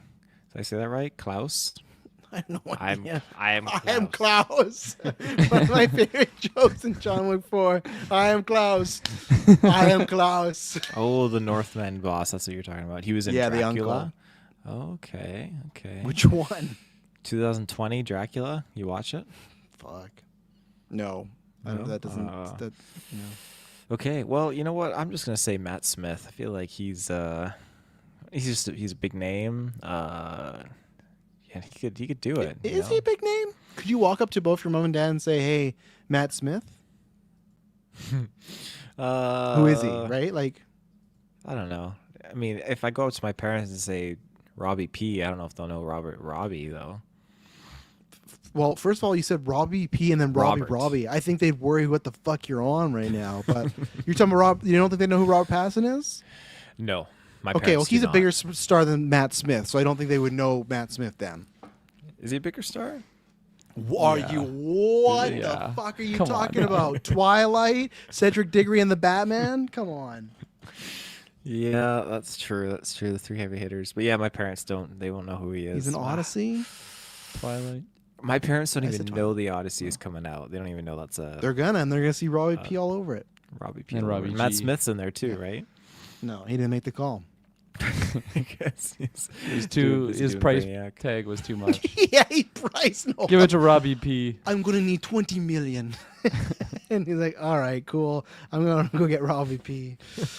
Yeah, Matt Smith is freaking Doctor Who. I get that, but like a lot of people don't watch Doctor Who, Mike. Like I don't watch Doctor Who. I don't watch Doctor Who. Yeah, like and I like knew of that, but like I don't know him because of that per se. So, yeah, my pick is Matt Smith. Is it a boring pick? Kind of, because he's done these roles before, but okay, I think there's another one there, but like Terminator, Jenny Smith. You got Morbius. He's like primed to be a great villain, but he's not been in great products. We'll see, because I guess that's another thing too. We'll have to see how similar his character, if it's to the Star Wars character, right? Because could it be a situation where we see him in 2020? Well, that would be actually, that is odd. Those movies are coming out the same year, Starfighter and Man of Tomorrow. So that could be also kind of odd. So I kind of get some people that are kind of like, oh, could there be someone else? And I actually would be fine with Klaus, because I really liked him in Northman. I was like, oh, I want to see this actor in a bunch of stuff, and we've not seen him in really anything. Like, I guess he's been Dracula, but I mean, like, for us, so I wouldn't mind that. But Matt Smith is like, it is kind of a perfect choice for Brainiac, but I guess it is weird that he'd be the villain of Starfighter in May, and then in July he would be the villain in Superman 2. So yeah, I don't know how that works out. He kind of get typecasted, but hey, stuff in House of Dragon, he's a phenomenal talent, and I would like to see him on a big stage. I guess that's 2 big stages now, Star Wars and this, to get actual big acclaim as a villain. So yeah, I hope it's. I think the only one I'm with Taylor. I just don't see Sam Rockwell, but I could be wrong. He's a talented actor, so maybe he could do it. Tangled. I don't give a shit about this movie. I'll only see it because the kids. I think all of them, but Sadie Sink is a good choice. I already spoke why. I think Sadie Sink is a great choice. She can sing. She's a great actress, but just doesn't make sense to where her career is kind of going right now. I don't know, because I think you start to go in a different spot there. So, yeah, I don't know who Isabel May is, but Emma Meyer, sure, I like her. Mckenna Grace, sure, I like her, so I'm kind of fine with either of them. And Men in Black, like I joked, but it's not a joke. Like, I just love they're going to send it to Will Smith to see if he'll accept. It's just like, what's he been, I know he's on the bounce back and he acts bizarre because he's a movie star, but like, he needs some more work and some more hits because of all that controversy went down, right? And I think people like to see him in that. He can create a fucking original song. Which controversy? What? Which one? Which one is that's? We do have a drop for that. Jesus Christ. Yeah, like I think that's the method you go. I think you put him in the either he hands it down to a few people, he's like a teacher, or you do the Tommy Lee Jones role in the first one where he is the one on the way out retiring and he is the younger partner. And I think just with that, the same, like obviously you got to get a good director script, but I think what is a big deal is with that original movie, you got to find someone that works really well with Will Smith. Like to me, that was the great thing about 2 to me is very meh, but even 3, look at 3 when he went to the past and they got Josh Brolin as Tommy Lee Jones. He was a great acting wise. He was a great Tommy Lee Jones. They had good chemistry. So I think for me, you just have to make sure if they're doing the older to younger person, and oh right, he's also doing I Am Legend too. Remember that? They're retconning the original ending. So like he's in sequel mode. Are they retconning it? Because I thought that had like 2 separate endings they filmed, and they decided to go with the one where he lives. Yeah, but that was that's not the theatrical or DVD one. That's like the alternate ending, and they're going with that one because everyone likes that one better. But so that's why I think Men in Black will happen as long as the script goes through. So to me, it's just you just got to find someone good to pair him with, and I really don't know who as far as young actors. I don't want someone to do the obvious like Michael B. Jordan. Like no, because that's I Am Legend. Like Jacob Elordi. I don't want Jacob Elordi anywhere fucking near Men in Black, man. Don't let that happen. I'm trying to think who is like a young actor like Will Smith in the 90s. Who's that for us right now? That could be like a good equivalent to Will Smith. Tom Holland. What's Buddy from Euphoria? That Austin Abrams? Yeah, there you go. I feel he's going. I think he's going a different route too. And take Dacre Montgomery because he hasn't been in shit all.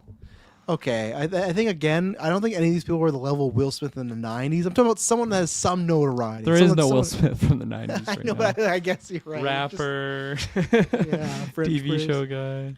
Yeah. All right, and let me Tom do Holland. Like, I think Sony loves Tom Holland, so they could do that. I don't know. That's who is the 2012 equivalent of Will Smith from the 90s? Yeah. Sabrina Carpenter. Fuck yeah, do that. Just Will passed. Smith and Holy shit. Okay, here's what it says. If you mean who fills the same cultural role in 2025 that Will Smith filled in the 1990s, meaning the charismatic, universally likable, bankable across TV, music, blockbuster films, appealing to adults and kids, and able to anchor a franchise, the top equivalent is Tom Holland. Yeah, that's why when you said that, that's why I didn't say no, because I don't want to see that, but you're not wrong with like I can see them thinking that. It's just he's got already big IP stuff, and he's like I don't know. Does he really want to do Spider-Man? Trying to get Barrow going. What'd you say? Barrow, yeah. Barrow going. Oh, yeah, we need that can. Strong alternatives, it says. Okay. Ryan Reynolds, Donald Glover. Oh, stop. No, stop. He's stop. like 100 years Roll older back. than Tom Holland. Roll it back for that circle back. Who Will Smith's going to hand it off to is Ryan Reynolds. Hang on. How old is the Will young Smith? up-and-comer, and he gives it to this guy. Will Smith is 57 and Ryan Reynolds is 49. He's 8 years older than him only. But okay, so I don't think that works. No. Who's the other alternatives? The other alternatives, I'm asking for a revised list, but we got Donald Glover. That's not, honestly, that is, when Kirkland, you said there's no 90s Will Smith is right, but that is a comparable in a lower tier He's one. also like, what, 40 years old?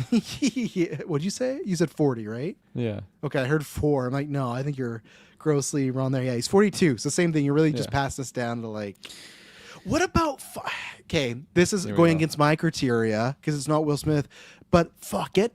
Again, I don't even want him in this movie, but get fucking David Johansson, who played Andy in Alien. Apparently, people loved him in The Long Walk. Ooh, yeah. Yeah, like that I could. But again, he's not rapping or anything, so I'm not saying Toure equivalent type guy. Who? Yaya Toure. Who's Yaya Toure? What's his name? No, that's a soccer player. Yaya Abdul. yeah. Abdul Mateen II. Yeah, there you go. Yaya Toure. I thought you were trying to make a joke the way I say Eminem. I thought, like, what rapper is he talking about? Like Yaya Toure? I thought you were trying to say Tupac. But what's that other guy? Slim Shady? Fingers? Sticky Fingers. How old is Sticky Fingers? Who's the Sticky Fingers equivalent to? Yeah, he's 52. He's handing it down to a 5-year younger than him. Keke Palmer. Yeah. You want me to say something that might be controversial, but it's not my opinion? I love Keke Palmer. Washed. I would be down. No. No, I'd be down with that. I think just the way things are, I think they'll be like, it has to be a man. It can't be a woman. I think they'll put 2 men together. Your personal opinion? Nope, not at all. I'm completely fine. I'm completely fine with it being a woman, a they.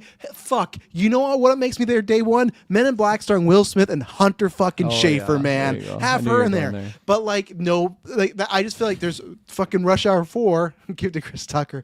But like, I just feel like they're like, no, we should do a man. The last one didn't work out with a woman, so I agree, Mike. That is a good pick. I think she would comedically fit really well with the aliens, everything. Keke Palmer can do, like, she would knock that out of the park, but I don't think they will. If it's Will Smith with 2 young people, then yes, because I think they do a man and a woman. But if it's just a partner, I think they'll go with a man. So that's my opinion. Okay. Was there any more equivalents there, too? There is, yes. Okay. We've got Michael B. Jordan. Yeah, no. They're doing I Am Legend 2 together. They got that. Also 40 years old. Yeah, can't hand them off. Timothy Chalamet. I don't think he's not touching that. He's going to win the Oscar for Marty Supreme. Winning by dun, dun, dun, and he's going to be rapping the theme too. Yeah. And then we've got Zendaya. No fucking way. She's slumming it in Men in Black. So I'll bullet points through this really quick. I asked it to give me a revised one under the age of 27. Primary again was Tom Holland, and then second one Jenna Ortega. No, I'll pass on that. Millie Bobby Brown. Sadie Sink. Okay. Oh fuck yeah, Mike. Bad Bunny. Yeah, absolutely. Top 5 artists of mine this year and Wrapped. Preview next week for our Wrapped list. So, Iman Vellani. Amon. She'd be good in the scenario I pitched where there's 2 of them. I don't know, because the Marvel's bombed. I could see a studio right away being like, no, we're not giving her a franchise. But she'd kill it in the fucking that world. So I don't know who this. What about the guy that sang in Singers too? Miles Cann or whatever. Oh, His Mr. first Blue role, Beetle. right? Was that movie? He's not Blue Beetle. No, not that. Well, in the private chat, Zola Menadrena. Yeah, Yeah. or I'm butchering the name, but yeah, Blue Beetle. Yeah. Again, like you'd have to. The star power's not there. Not anyone has star power, but yeah, Blue Beetle guy would be good in it. I liked him so. It also says Walker Scobell. He's the kid that plays Percy Jackson in the Disney Plus show. I don't really see anything else. There's a Storm Reed. She's in The Last She's of in a Us, bunch The of Nun stuff, 2, yeah. The Invisible Man, Euphoria. You know her from Euphoria? Yep, she's Rue's sister. There you go. There you go. That's it.